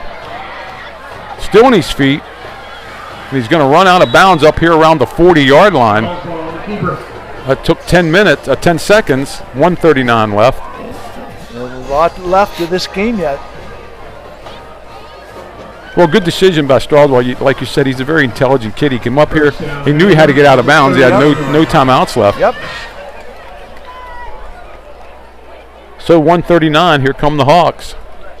Ball resting on the 39-yard line.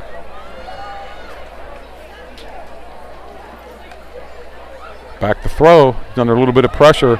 Again, he's going to take off. This time, he's not going to go anywhere. He's going to be dropped around midfield, or around the line of scrimmage, I'm sorry. And the clock's going to keep running.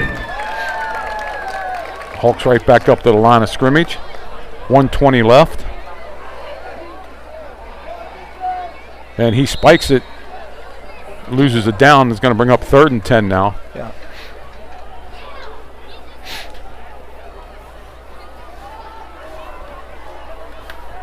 Well, 3rd and 10 with 1:17 left in the game. game. If you lost your phone, please come to the press box alongside of the field. If you lost your phone, press box alongside of the field.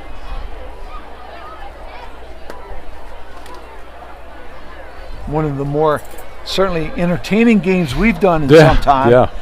Both teams putting a lot of points up. Some really good plays on both sides. Not over yet with 1:17 to go. Nope, we saw 2 safeties. Yep. 3rd and 10 for the Hawks. Back to throw. Again, he's under a little bit of pressure.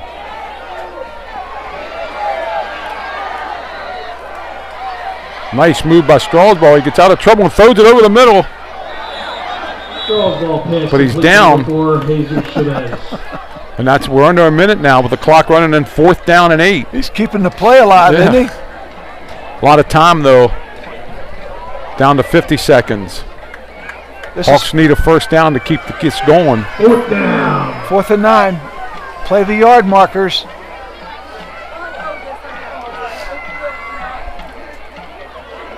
And he's not going to get the 1st down. I don't think that's incomplete. They're going to call it maybe it's a 1st down. They're going to give him a 1st down with 35 seconds left. Didn't look like a 1st down, did it? No. It looked like he was tackled behind the stick. They'll clock it here. They should clock it here, but they're not going to. Not going to. Quick out and out of bounds with 21 seconds left. Well, now if they get the onside kick, it's almost. If you're, you got to love what you're seeing from Hanover right here, fighting to the end, and doing a tremendous job extending this game, and continue to extend this game. Bowden Strasball, a junior quarterback for Hanover. He's going to be in trouble. Working hard to find a way. Back to throw again. There's a deep ball, and it's caught. Q catches the ball at the 10-yard line. 14 seconds left, and how he got behind anybody. I have no idea how he got behind our back in that situation, but he did, and they're going to spike it. Or spike it with 1 second go off the clock, 13 seconds left. And how about, I'm going to say it again, how about this Hanover Nighthawk team fighting hard to the end? They played their hearts out, and I'm very impressed with Bowden Strasball. Getting Vandergriff off the field. Good job getting organized, making sure everybody's set. He's going to look for the quick in. There it is. Touchdown. Did he get in? Yep. They're going to call it a touchdown. The Nighthawk touchdown. Was that Colton Q that caught that? Number 7? I believe it was. Q for a touchdown. Now either 1 or 2, but an onside kick coming up with 5 seconds left. Yeah. This game.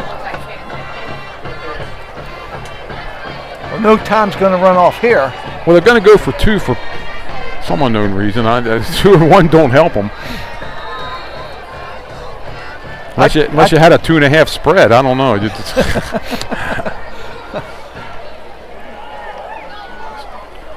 That was a direct snap, and he's into the end zone. Yep. And that's going to make it a 1-point game. 2-point conversion is good. And with an onside kick coming up. So with 5 seconds left, your score, Delone Catholic 32, Hanover 32-31, and the Hawks have owned the second half here. Well, Delone's trying to find a way to get this game over. Hanover's working hard to extend it, and both teams, these kids are playing their hearts out. How about the heart of the Nighthawks on that drive? That's a character drive with their back. Yeah, with the final look at the scores here, 46-0 New Oxford. Southwestern 30-10, they're losing. Suburban leading Susquehannock.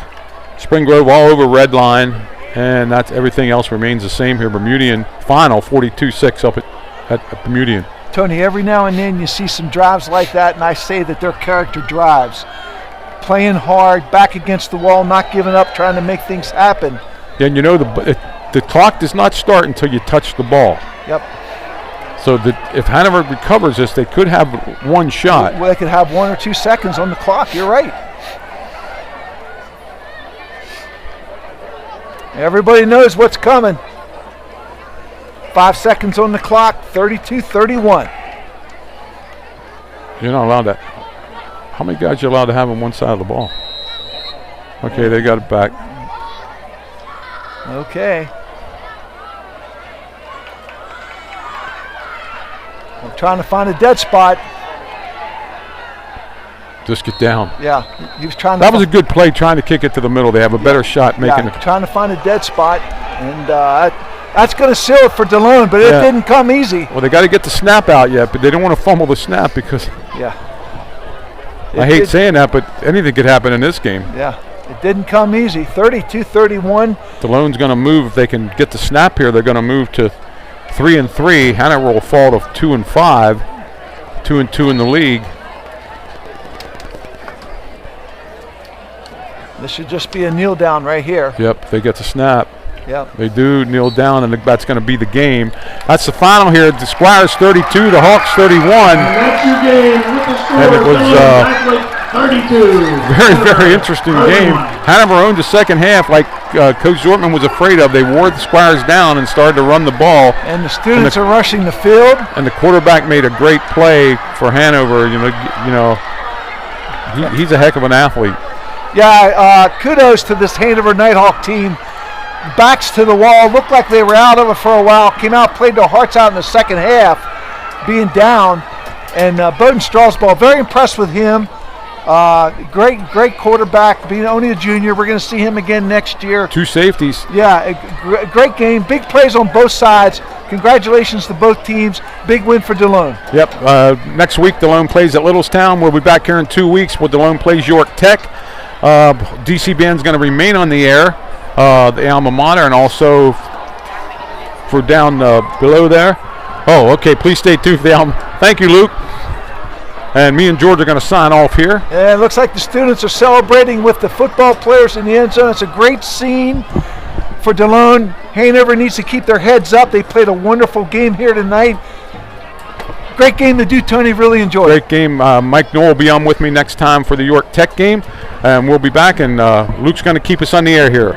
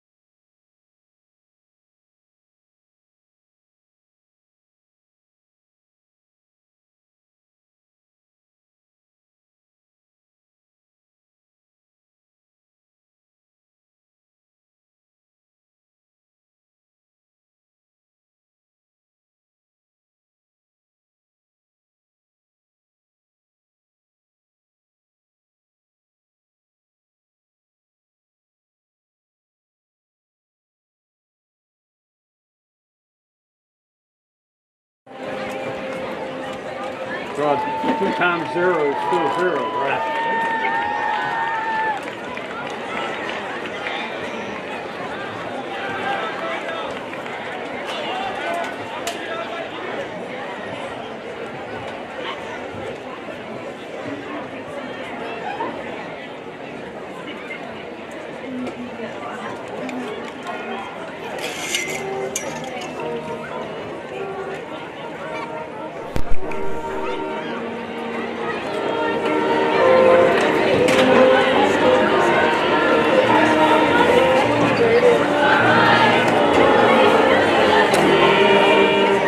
Got this belt? I gotta go.